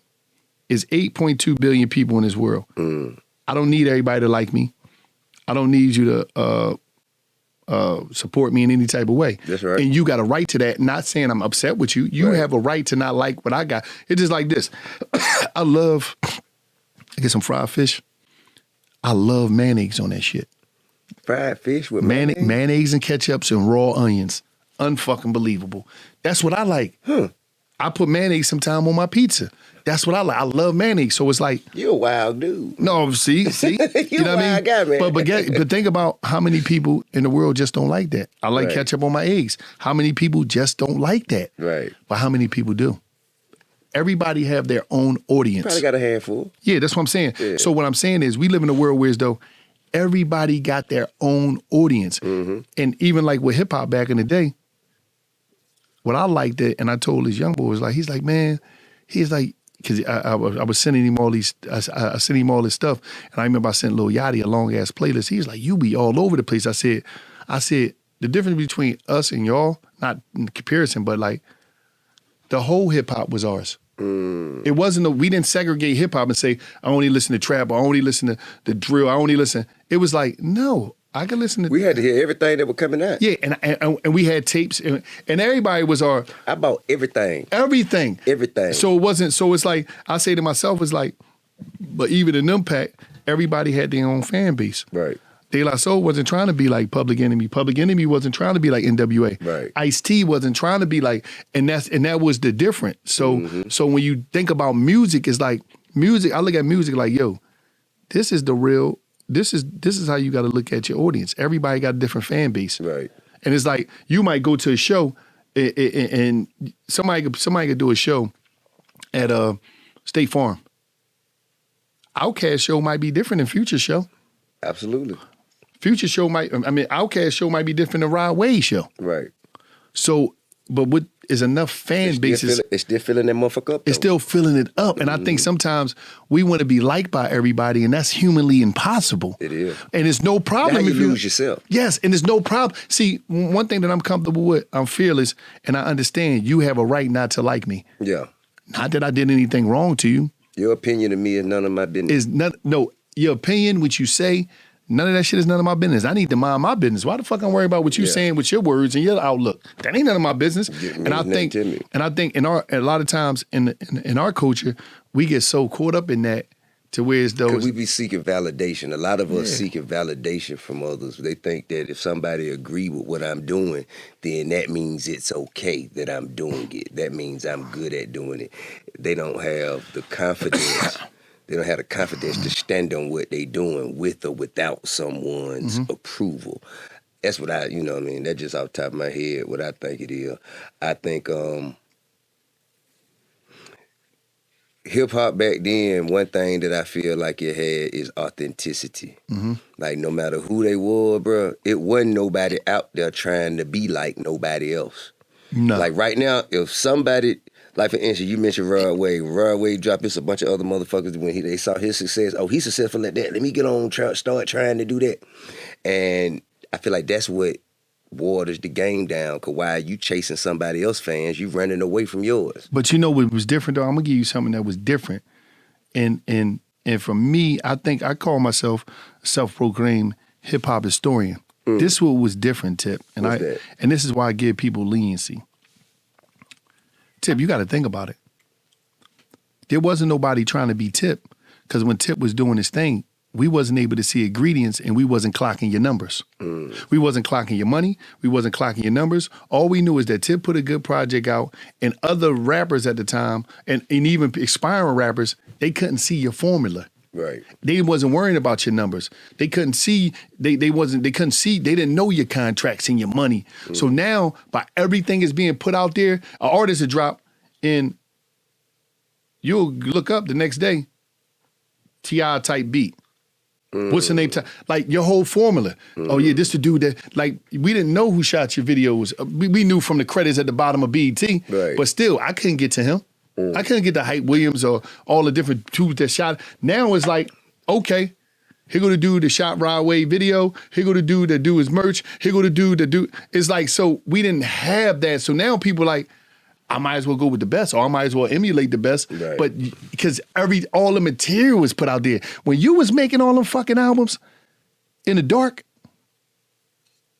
you probably got footage. Nobody had no cameraman back in the day. I don't know if I got no footage. That's what I'm saying, Tip. It might be something floating. Like I could sit there and go online, and I could get somebody a whole blueprint right now. What platform they use to do their website, who set their shit up. I get the whole joint, and like, damn, let me make my shit, because the barrier entry was different back in the day. Your videos was only on BET and MTV. They wasn't on YouTube. Right. So I could go on anybody could go on YouTube right now and put their shit up. Wherever you place your shit when your music drop right now, on Apple, my shit could be on Apple. The way your shelf is set up on Apple, I can set my shelf up like that on Apple.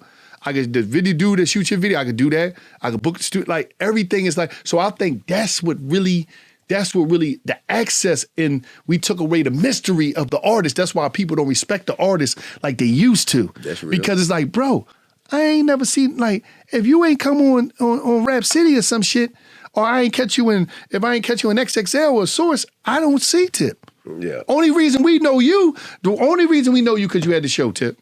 If you didn't have the show, we wouldn't know your life so much. Right. You was one of the first dudes that said, come into my crib.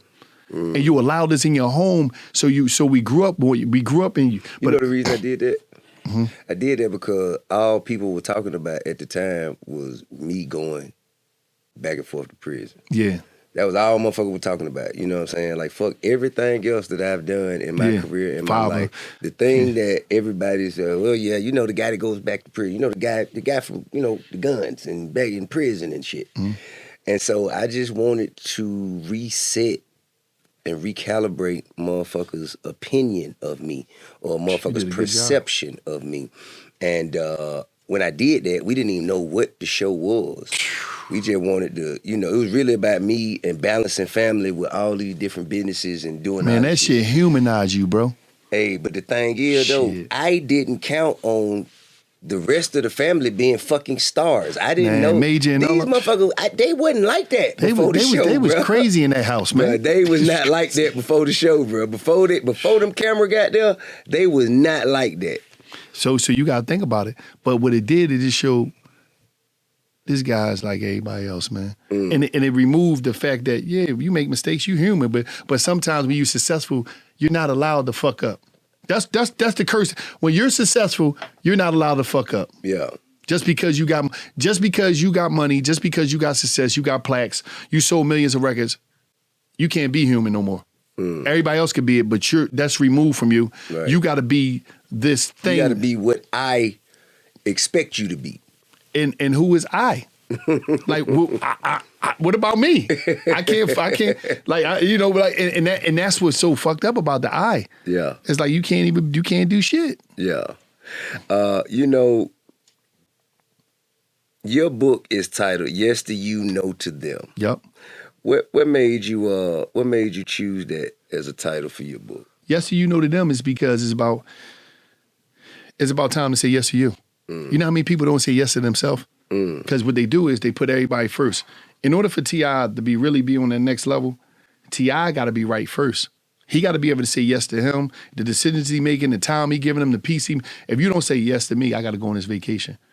Yes, I got to do that. You can't do shit for nobody. Right. For your wife, your kids, you can't do nothing for nobody. But I think we live in this world now where everybody is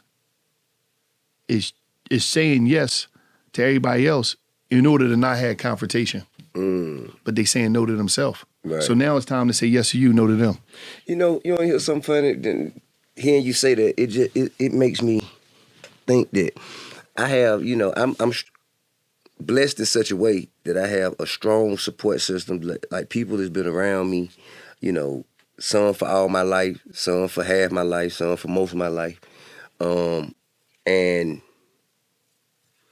I love all of them, and they love me too. But as close as that circle is, and as strong as that circle is, do you know each and every last one of these people want more from me? All of them feel like I should be spending more time with them. I should be doing more with them. I should be doing more. All of them, and it's only one me. You know what I'm saying? Like my uncle probably feel like, yeah, you talk to. He might think I talk to my other uncle more than I talk to him. My aunt might feel like my mama might feel like I might talk to my aunt more than I talk to her. My cousin might feel like I like my other cousin and spend more time with him more. And everybody feel like, as much as I try to, be whatever I can for whoever it is, everybody always feel like I should be doing more. It's impossible, Tip. It is. It's impossible because, Tip, you sleep for like 8 hours a day. No, I don't. How long you sleep? Probably about 4 to 6. So you sleep 4 to 6 because you got shit on your mind. You got a lot of responsibilities on your back, so you can't even get a good night's sleep, right? So after that, you got to eat breakfast. You got to run business. You got a shitload of meetings. You got to deal with the kids. You got to deal with your wife. How much time do you really have left? I mean, that's my drinking time. but still, how much time? My drinking time. How much time do you got left? I get back. I mean, it depends. Day to day, it depends. But to be honest with you, I ain't even gonna lie to you. If everybody else straight, I'm straight. Yeah. If everybody else straight, I'm straight. You know what I'm saying? Like that's how I move. If everybody else around me, and I'm to the point in my life right now, nothing exceptionally good has to happen. Mm-hmm. As long as nothing bad happens. Oh my God, that's the greatest thing. I don't need like. Has it been a time? I know it been a time in your life, where as though when certain people call you, be like, oh man, what the? And you became. Was it a time in you where you became pessimistic? Where you just know, where you know something wrong is called. This called now. Fuck. That's me now, today. I'm cynical. Damn, something going to happen. Cynical, yes. Something's good. If you call me, I don't even, as long as your phone will go off, you happy. Man, you know what? And the thing is, I'll be trying to do something and I get a call and I'll deal with that call, put the phone down, get back to what I'm doing, the phone ring again. Damn. Or I'll be on the phone. It might be me and you. You might be telling me a story or something. I'm like, okay, hold on. Let me catch this call. Hello? Yeah, that's fine. Cool, no problem. All right, cool. All right, what you were saying, Wallo? All right, God damn it. Yeah. What? All right, Tamika, no problem. All right, yes, absolutely. Whatever you say, no problem. Okay, cool. All right, Wallo now. God damn it, King. Yeah. What's up, man? You know what I mean? Yeah, it's real. And me and you, what would have normally been probably a 2-minute conversation, stretched out to 25 minutes because I keep having to click over to these different phone calls. But that's the life. You know what I'm saying? That's the life. That's the life of someone who is pushing for everyone else to have the life that I want everybody else to be able to live as close to I live as possible. That's a You know beautiful what I mean? thing. I'm going to try. I'm going to do the best I can when I can. I'm going to help you till it hurt me. But you know what's crazy? I had to realize, like, when it comes to men, I say, man, men is just here to take care of everybody else,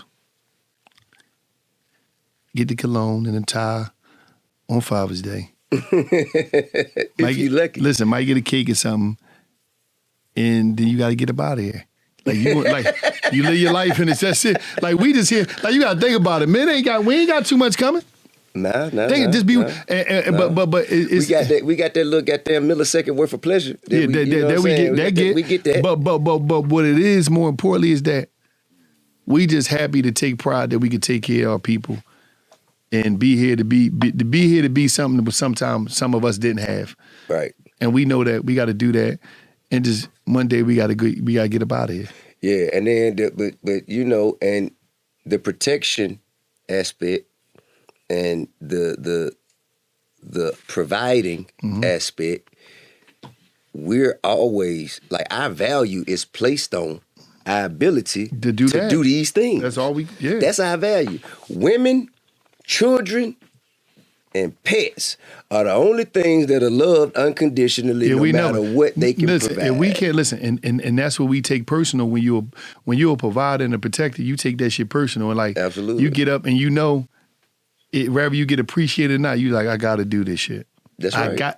I cannot not do this shit because when mama call, nanny call, my woman, you got to be ready. That's right. When your wife call, you like, all right, baby. So you got to be ready for all this shit, and you got to go on. And just do it. Like Christmas. Man, you know the shit, man, like Christmas is such a reminder of the place that men sit in a household and society. Hey, listen, bro. Man, Christmas, if you don't have nothing for people for Christmas, if you just try it, man. I tried it. If you like just have a Christmas and invite everybody at your house and y'all eat. And everybody don't get nothing. Crazy, nigga. Don't even do that. You should have did some other shit. You should have went on vacation. You invited everybody and you ain't give them an envelope?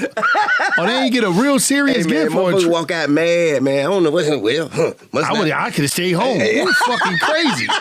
I drove all the way over there, burnt my gas. They thought they was getting a check. Like they thought, no matter how you had the chef come over, make this unbelievable spread, the best Christmas meal. But if they don't walk out there with an envelope, I bake sweet potato pie. They don't want that shit. I ain't want that shit. Nasty ass shit. I want that shit tip. Get that mushy ass pie. Where was that envelope at?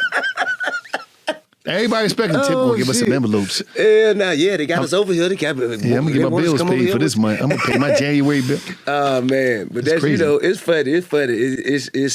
It's a trip. It's a trip. But you know what? I'd rather be the one that people expect it from, than be the motherfucker that have to expect it. Yeah, they have to expect it, man. I'm blessed with. Yeah, that's how you gotta look at life, man. How do you balance being a father who wants to protect your kids from the streets when you were in the streets, which is something that we, you know, that's what I have to do. You know what? Me personally, it was crazy is I got thousands of kids that listen to me, that I see, that come up. But you don't have a biological. Yeah, I got a kid from my ex. I adopted a daughter, sent her to college. Okay. Paid for it all. She getting a master's right now. That's what's up. Yeah, I don't play that shit. How old is she now? 24. They 24. Yeah, she doing that. And then I got my brother kids. You know what I mean? He died. Man, your brother died. Little Steve, that was in penitentiary. So I got all. What year of your bid was that? That was 2013. You know what I mean? So he So you was on the way home. Yeah, I was on the way home. So I got his kids.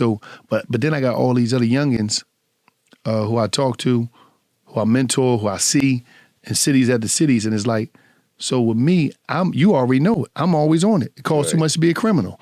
I've been on them since I got out of prison. Like, listen, from laying in caskets, laying on the ground with ketchup on my head, trying to show how this shit gonna end. You laid in a casket?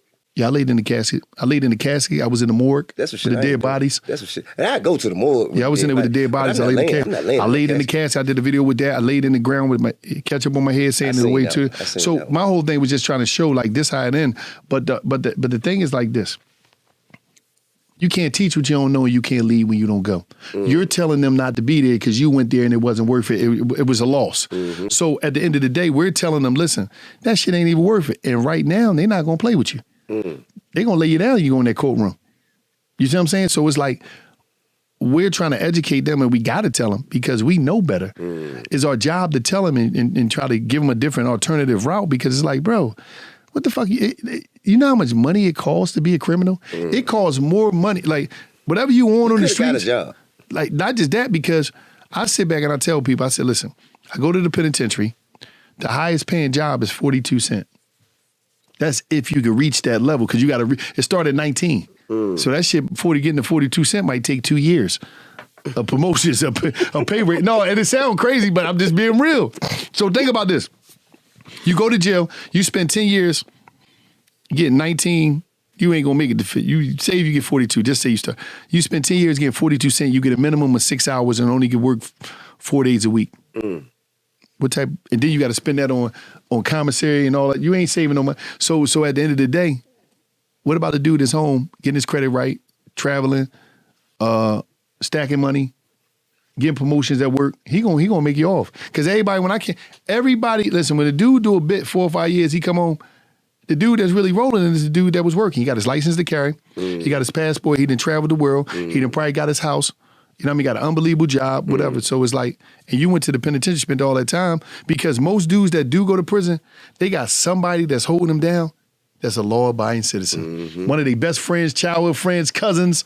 They go to work and they come up and see you and all that. They got the track hawk. They getting all, you know what I mean? Everything you wanted. Yeah, everything you were hustling for. Everything you wanted. And you know what? They got it getting up and going to work. You know what was crazy? When I came home from prison,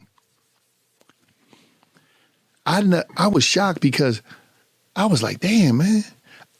I thought people was in the streets that wasn't in the streets, because what happened was people took on the street uniform. You remember only certain people that was in the streets dressed a certain way, and the dude that worked dressed a certain way. Like I come home, I see dudes tatted up. They got the drip on. They driving the street. They got the joint on their hip. I'm like, I remember this one dude when McGill was like, I'm like, man, let me get out of here, man. This dude came up in this joint. This shit ready to get crazy. He like, low, dude's a cop. I said, what? I said, he a cop. No, that nigga ain't no cop. I said, that nigga ain't no cop. He said, yo, he's the police, man. That's what's the name, cousin. I said, that nigga look like he wants some dumb shit. I thought he was on some straight dumb shit. I'm like, man, I'm getting the fuck out of here. These dudes ready. Because I'm on parole. I'm like, I can't be up in this joint. Because we was like in the studio somewhere. He came in there, and him and a couple boys, but all of them was like cops. So I'm like, but they had their whole aura with some street nigga shit. So I'm like, I mean, you know, that's hip hop. Yeah, but I understand it, but it changed dramatically since so I was like, oh man, but yeah, so it's like you do all this jail time, come home, and the dude that did right, winning like a motherfucker. He made more money than a drug dealer. In the long run. That's hard. Yeah. Man, you mentioned the unfortunate passing of your brother, man. Yeah, little Steve. While you was doing your time, and you wrote that you forgave your brother's killer. I did a TED talk about it right here in Atlanta. Damn. How did you come to the conclusion of that? This what you gotta understand. Me personally, I'm gonna say two things. Number one, I ain't built like that to kill nobody. I ain't shooting in the mirror. You dig what I'm saying? What that mean, man? Shooting in the mirror mean that's what the young boys, that's what everybody do when they kill somebody that's black. They shooting like them. They shooting at somebody that look like they shooting at them. They shooting at themselves. Damn. Same struggle. Mom went through the struggle, poverty, trying to understand Section 8, welfare. You're shooting at yourself. You yourself. Hurt people hurt people. Hurt people hurt people. So I'm just not built like that. Number one. Number two, you can't move on holding on to yesterday. What happened, I don't know. I know my brother got killed, What it was about, I don't know. I know my brother got killed, but to be there for his kids and be there for my family, I can't carry that shit. Revenge is God in the ghetto. But I had to lead by example to understand, like, we so willing to die for our homies. When we gonna start living for them? So I said, I gotta live for them. And tip, look what happened when I came out and lived for my brother. Look at the blessings that God said, I got you. I got you. I'm gonna use you to be an example of what the possibilities is when we look. Like, you gotta think about it. The only reason our communities is so fucked up is because nobody can let yesterday go. It ain't about, like, this shit is about some shit that you got young boys that's 9 or 10 that's gonna inherit. Somebody got beef right now, and they gonna inherit that shit in 2 years from now. And be trying to shoot somebody from another neighborhood based off of nobody can let nothing go. Right. So I think that was the greatest thing that I could do, because I was like, I gotta live and I can't carry this shit around. Like, do you ever notice how angry people age like crazy? Yeah. Every time you see somebody that's professionally angry, like, you got professionally angry people out here. Like, that's agitated. That's their professional. They profession is just to be angry. Every time you see, no matter what, man, why this cup there? The water, who gave me some water? I don't like my water clear. This mic in my face. Everything. No, they professional angry people. Man. So it's like, that shit wear you down. You can't live. So, how do you let go of the anger without letting go of the lessons? Because the anger gonna kill me. It's gonna age me. You gotta let that shit go, bro. And you still go hold on to the lessons of everything. Because, like, the most important thing you could do is understand that tomorrow's gonna be better than yesterday. Like, you gotta think about it. We be so caught up in all this shit, and we don't appreciate it. Like me, I'm just a person that wears though. I wake up every day and I appreciate it that I'm here, because I ain't had to be here. Right. Like, I ain't had to be here. And I'm gonna show you something. I'm gonna show you this. This is very important. You might check this out here and there. Okay. But I want you to look at this. Let me see it. Population. That's real time. Yeah. 8.2 billion. Read them. Births today, 263,000. Oh, 600 and They keep going. 700. Yeah. Okay, deaths today, 124,000. We not on that list today. Not today. That's real. No, they dying right now. People dying right now in the world. You see the ticker? Right. So you look at this. Every day. The worldometer. Yeah, no, world. Is this an app? Yeah, no, it's a regular website. Just go. Look, just go to it. Oh, here you go. Hold up. Let me close this. Get bad. Let me close. Look. Hold up. Right here. They usually had a rest down here. Let me see. They got a rest? They usually had a growth rate. The rest, they just tell you all the shit that's going on in the world usually. Historical facts. Give you all this shit. Okay, yeah, I'm gonna start looking into that. That joint, like, world meters is something else. Yeah, I'm gonna start looking into that, man. I've heard you say the power of wanting to be down with a bunch of people that don't really care about you can destroy your life. Yes. A bunch of motherfuckers, like we got this thing to where as though we want to be down with everybody that don't give a fuck about us. We want to prove, you know, when you come up, a lot of people is suffering from the vacancies of their upbringing. Right. A lot of people was invisible. A lot of people wasn't seen. That's right. So when we come up or you do something, your whole thing is to prove them wrong or to shit on them. Mm-hmm. When it's like, and you want to shit on them, then you want to shit on a bunch of people, or you want to press a bunch of people that really don't give a fuck about you. Right. Everything always revolt with us to back around the way. Right. Yeah, man, I'm flexible, nigga. I got to make sure what they saying about me, bro. They said you went Hollywood, but you actually literally on Sunset eating in Hollywood. Shut up. It's cool. You did go Hollywood. You put the work into. That was the idea, wasn't it? Yeah, the whole. That's why you bought the ticket. Like the idea of what we got in the hood of being real. Real mean keep struggling. Real mean keep jeopardizing your freedom in your life. Be broke as me. So what the fuck? What you gonna do? Yeah.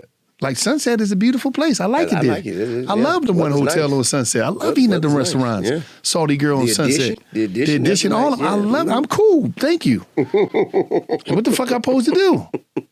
Like, be straight up. Like, damn, I come from a hardship. Yeah. I can't be happy. Fuck, man. Human beings have an innate fear of being cast out of the group. Being part of the group is how we survived. How can we shake that off and free our minds? I think we got to look at a different group sometime. I mean, I think the problem is trying to fit in.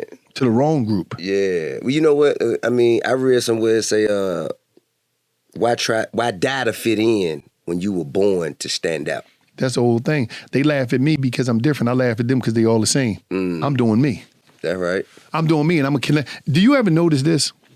The way this world works, everybody that need to connect, and usually when they connect, they coming from different outlooks. Right. You know, some of your best people and best people that you probably got brotherhoods with is from all over this country. Right. All over the world. Yeah. Because y'all got some similarities and y'all stood out. That's right. And y'all connect. And I think that's how the groups really come. But sometimes we try to group with people just because of close proximity. And they don't want to be a part of the group. They trying to figure out ways of where they could pull from the group and they could do their own thing so they could pop. Right. And sometimes we can't see that because we know them or some shit. You know what I mean? And we overlook it. But a lot of people be trying to go to the group just to take and keep. They going for the group, taking stuff and going back to their village, putting. Do you see that, you know, as you get older that you could kind of see shit happening? Man, I see that. I stay away from dumb shit. I stay away from dumb shit. I remember the other day, Gil called me, yeah, cuz, what's up, man? I'm like, yo, what's up? He said, what you doing? I said, ready to go to sleep? He said, man, it's 8:10. Yup. I'm right here where I need to be at. You in the house at 8 o'clock. I'm right here where I need to be at. So you don't hang out? No, I don't hang out. Only time I do it is like a you know, certain people, like friend or family member birthday or something, I go to that. But I ain't staying. I do what I gotta do. I'll be trying to get to the crib. So you don't do no partying, No, I don't really care for it. Right. Because like you never did it. Back in the day when I was a kid, but it's like you got to deal with a lot these days. I'd rather be in the. It's like less. It's like I never. You know what's crazy? So wait a minute, but you got pardoned, right? Yeah, I got pardoned. You got pardoned, so that means that now you ain't even a felon no more. No, I'm still a felon. I got to go to another level to get my jacket expunged and all that. But I'm still a felon. But I done been around the world. Yeah. But it's like you know what's crazy though. I realized and I came up with this big discovery. I have never yet ran into any trouble in the house. In the house. I never got in no beefs, no arguments. I never ran into no. You keep that phone cut off because that'll bring it to you. Yeah, that's what I'm saying. That phone will bring it to you. Yeah, no, that's why you gotta when you go in the crib, you gotta fortify your joint. When you take that hot ass shower, lay down, read your book, play your music, you clean the house, whatever. You ain't gotta worry about that shit. Yeah, and I don't be worrying about it. I mean, yeah, safe spaces. That's definitely, especially when we know places that we've been where that's all we wanted to do. Yeah. That's all we wanted to do was just be able to goddamn go and open up a refrigerator, get a cold drink. It was never quiet. Pick up a remote and change the channel. Think about that. You sitting in there wishing, never quiet. You wishing, damn, man, I wish I could have some fried fish right now with some hot sauce. Yeah. You think about the mayonnaise. You think of your mayonnaise. You thinking about the littlest shit. Tip. You sit here thinking about the littlest shit. Yeah. That nobody in the world even paying attention to. Like, damn, I wish I could what's the name, man. I wish I could go to the bowling alley, man. Get that burger that I usually get. Yeah. So it's like you just learn to appreciate shit more and understand that, like, man. You know, when I came home, that was the shit and I didn't do no kind of time close to what you did. No, time is time. No, fuck that. Yeah, and when you gotta leave. And your baby, the effect that it had on your family, your kids, and them babies. Yeah. When you got to walk in there and they kids and they trying to understand what's going on. They got to go to school and hear shit from teachers. Man, that shit that could fuck you up. Yeah, you know. So on I think it was my second bid. Old head. You know, I was going through it because I think on my second bid, if I ain't mistaken, that when Tamika decided. It might have been the first bid. Anyway, she was doing like a reality show. She was on TV. And that shit fucked with me because I'm doing my bid. I got to watch my fucking house on TV. That was wild. I got to watch my woman, you know what I'm saying? I got to look at this not just that, not just. And everybody asking me about it. No. You watching your family on TV and they watching you watch your family on TV. Like, damn, they looking at you in the day room. That's your car for real. That's your car. They looking at you in the day room like, And you like, man, this shit is too much, man. And she didn't understand why I didn't want her to do it. It's like, you just don't want me to work. No, nigga, I just don't want to see that shit my on fucking TV. house on TV while all I'm doing day. time. I'm in jail looking at my... Just imagine you in jail looking at with your shit. You like, damn, that's my crib. Look at the refrigerator. I wish I could open that refrigerator. Look at my car. I wish I could drive that. You see it all your shit and you like, damn, that's some crazy shit. I never thought about that. Yeah. That's wild. Yeah, that shit was hell, man. That's crazy. That shit was hell, man. But so that shit happened and I was like, I was fucked up, like, you know, just kind of just down, you know what I mean? And it was an old head that was there. He had done been there, I think. I think he had 12 more to go. He'd been there for 17, some shit like that. And he would ask me, man, what's up with you, man? What's wrong? And the last thing I'm finna do is tell a nigga Never. like this about my problem, about how I feel, about my time. He said, man, I can see it on you, man. What's up? I say, man, I'm just, man, I ain't finna talk to you about, you know, how hard my time is and what I'm going. He said, hey, listen to me, youngster. Let me tell you something. He said what you said. Time is time. He said, guess what? I wasn't no more ready to go yesterday than I was when I first walked in here. The door. Same. You know what I'm saying? So just, man, you gonna have to get through that shit how you can get through it. And all us in here to help each other do this motherfucking time. You know what I mean? And I never really thought about it like that, you know, until then. But the shit that I learned, though, is that none of that shit matters. None of it mattered. When I came home, I didn't give a fuck about nothing.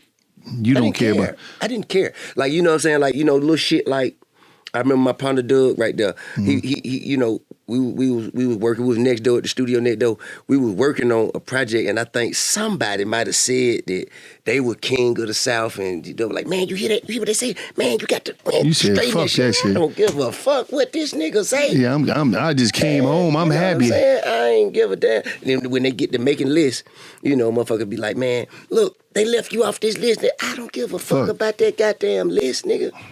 I'm living, man. Nope. Man, I remember we were walking the yard one day, man, and I just remember in my head how I used to go off at the airport if they didn't have if they fucked up my first class flight and I had to sit in a coach seat, or they didn't have the presidential suite available and I had to stay in a regular room. I was on the yard like, man, you know how much I love you to have that a middle seat. Like I take a middle motherfucking seat. Especially when you get somebody that got their arms locked, so you got to be like this.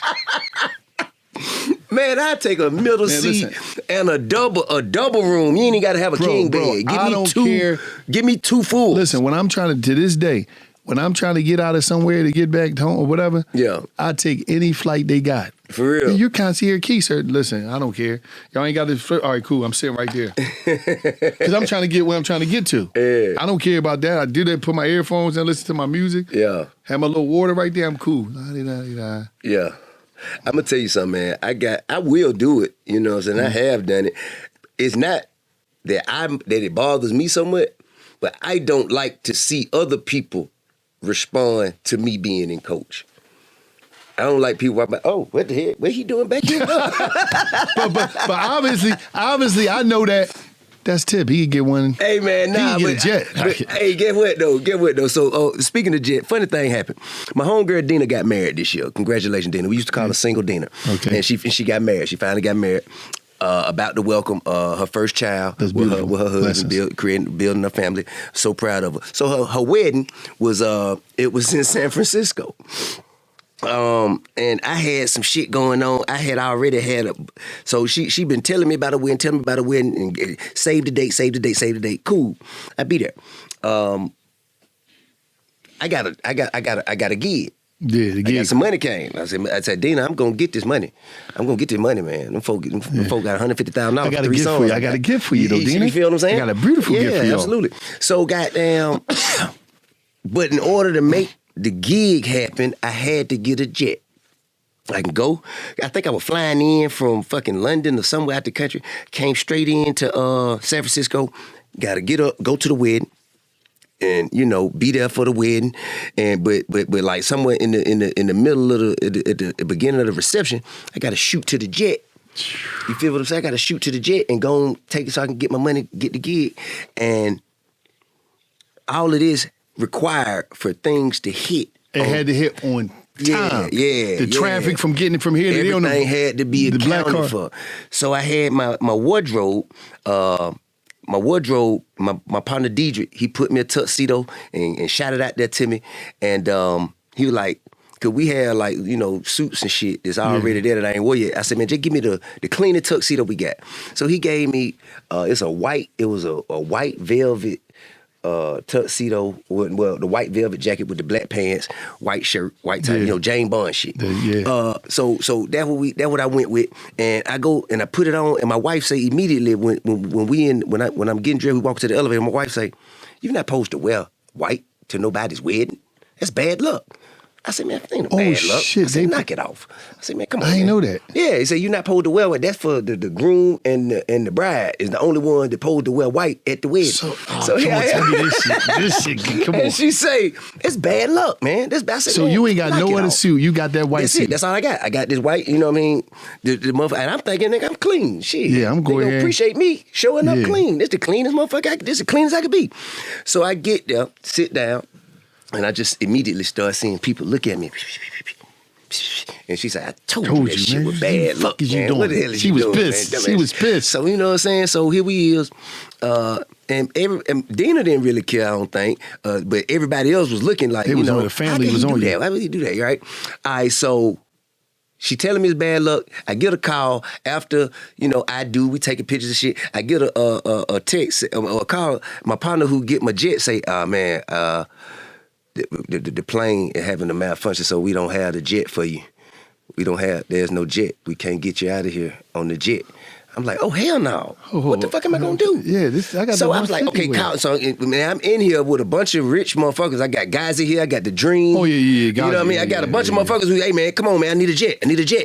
And, all these motherfuckers, trying to call their people to get me a jet. So my partner, Neil, he say, we ain't got no jet, but got a flight. I got this flight on Southwest. That motherfucker leave. Yeah, I took first class Southwest, the first seat, I thought. Hey, man, listen. That motherfucker say, I got this Southwest flight. We got to leave right now. We gonna make it. You got like, a man, boy, with a jet. And then finally, Neil said, hey, man, you gonna take them goddamn Southwest flight? You got on that Southwest flight, man, Tip. Got on that Southwest flight. Do you know you took 1,000 pictures? Nigga, let me tell you something, nigga. I was in TSA in a tuxedo. They talking about, take your jacket off, please. I said, you want me to take this off? He said, you want to make this flight? I'm like, man, goddamn, I'm taking my jacket off. I'm folding my white velvet goddamn James Bond tuxedo jacket, putting it on the conveyor belt. You trying to make this time. Hey, look. Hey, man. I get to the gate, right? And I'm like, because they say no first class, I'm like, oh, no, because I didn't know. They say no first class. They had a goddamn seat. What is it? The seat request type shit. I say, hey, I need you to upgrade me to first class. They say, oh. She laughed in my face. Yeah, she laughed. She like, did she know who you was? Yeah. She man, I'm in that motherfucker bareface, nigga. I have a tuxedo, man. Damn. Tuxedo. On a plane. How far was the flight? From where to where? Man, it was from San Fran to Phoenix. It was from San Fran to Phoenix. Far. It ain't that far. It ain't that, but this shit felt like it. But look, okay, so yeah, that suit on that suit all tight. So look, they call it how they get, so the motherfuckers fucking with me, I'm first in line. They say, well, surely you're the most important person here. And let me say, well, you're going to give you the first seat. We're going to give you the first row, give you all that to yourself. Cause you came up. We're going to accommodate you as best we can. But they fucking with me. And everybody walking by me, looking who you think he is? You know what I mean? And we sit down, my old lady look at me and say, I told you that damn tuxedo was bad luck. Damn. So that's what you got, buddy. Yeah, that's man. what you got. I will never wear a white tuxedo. But the flight got you where you needed to go to. Yeah, you I got that money. You got that money. Got that money. You got that shit. Did. Hey, man, let's end with this, man. We have conversations all the time, and you always just kind of uplift me on my comedy journey. Yeah. You know what I'm saying? You were like, man, fuck what the folks say, man. Fuck what the people say. Tip, and you gave me some game, and I truly appreciate it. you're always clear with your intentions, and you're always positive, and you always talk about energy and how energy is so important. Why do you think energy and clear intentions are so important? Because energy respect energy. Like, and I think that's more important than anything. You know how if you go somewhere and you just feeling good, your day good, when you encounter the wrong energy, if you don't know how to protect your energy, you could be driving. Somebody come, hey, what the fuck? Get you if you don't know, like, damn, bag. you know what? Was I not paying attention? Right. Like, I always blame me. I blame me. I try to blame me as much as possible, because when I can blame me, I can settle down more. If I'm driving somewhere and somebody, I'm trying to say, was I really on point? Was I looking everywhere? Was I fucking with my phone? I got to try to blame me, because that alleviates and that can protect my energy and fortify it, because your energy dictates your day. That's right. It dictate. Am I going to come in here and do the show? Am I going to make this music? You know, how I'm going to be with my family? Like, you really got to protect it as much as possible, because your energy is like the gas. If you low on gas, you got to pull over and keep stop. Like, when your gas is up, and your car, you can move around. Your energy is your gas. Got it. So it's like, how do I protect this and make sure it's right, and understand that during my day, I'm gonna run into some bad energy. Yeah. But how do I pivot from that shit? Like, all right, cool, I gotta. Because you got to get to where you got to get to. Yeah. And if, when your energy get, because some people energy get thrown out, they be fucked up for a week. Think about it. Some people be fucked, like, it could be something that happened, they be fucked up for a week, and then it spill over to the next week, because once your energy go off, it's like, once your energy go off, now you're receptive to dumb shit. Right. And bad energy, because it's open. It's like your pores open now. And every little thing you can peep. Oh, man, this shit happened. Oh, man, what the fuck? Oh, that's where when it rains, it pours comes from. Yes, that was like, it just keep connecting. You like, damn, it's like that bad energy connect with bad energy. Yeah. And you just be stuck in it. You be in a funk like, damn, where does go? Because people don't understand, no matter how successful it is, no matter how much money you got, your mindset is very important. Mindset come before the millions. Because you, I'm talking about you worldly now, everybody know you. I know it been times in your career where you be like, you might get in that bad space and you might become doubtful, like, damn, what I'm gonna do next? What I'm gonna do? How I'm gonna pivot? And then if you lay in it too long, or if you don't get the right call, sometimes you need a reminder that you him. And that's why you gotta keep people around you that can remind you and put it in your face, because a lot of times we get caught up in this world, because that stuff that goes on in them comments and the side of them social medias and the internet. You got to get off of that shit. It will fuck you up. And because I remember I told one recording artist, a girl, and I was like, can I ask you a question? I was like, out of 10,000 comments, how do you see one? Like, I said, you looking for dumb shit. You worrying about the wrong shit. You love dumb shit. She was like, no, I don't. Why you say that? I said, I just went on your page. It's 10,000 comments.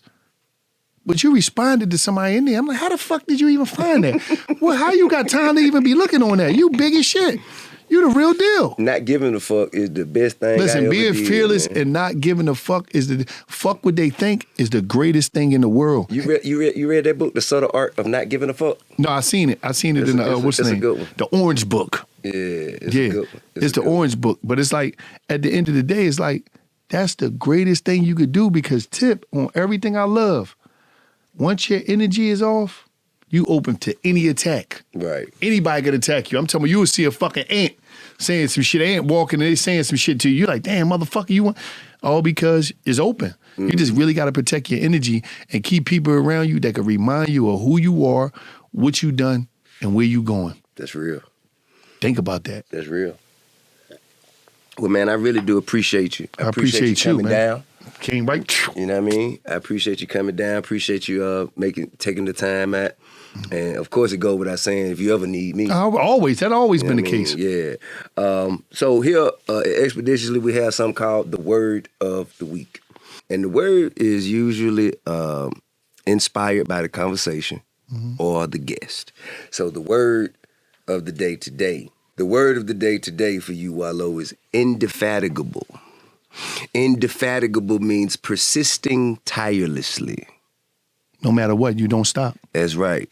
Wallo has been indefatigable about pushing peace, positivity, and evolution to our community. And I appreciate you for that, bro. I appreciate you for having me. This is ExpediTIously. I am T.I. Trouble.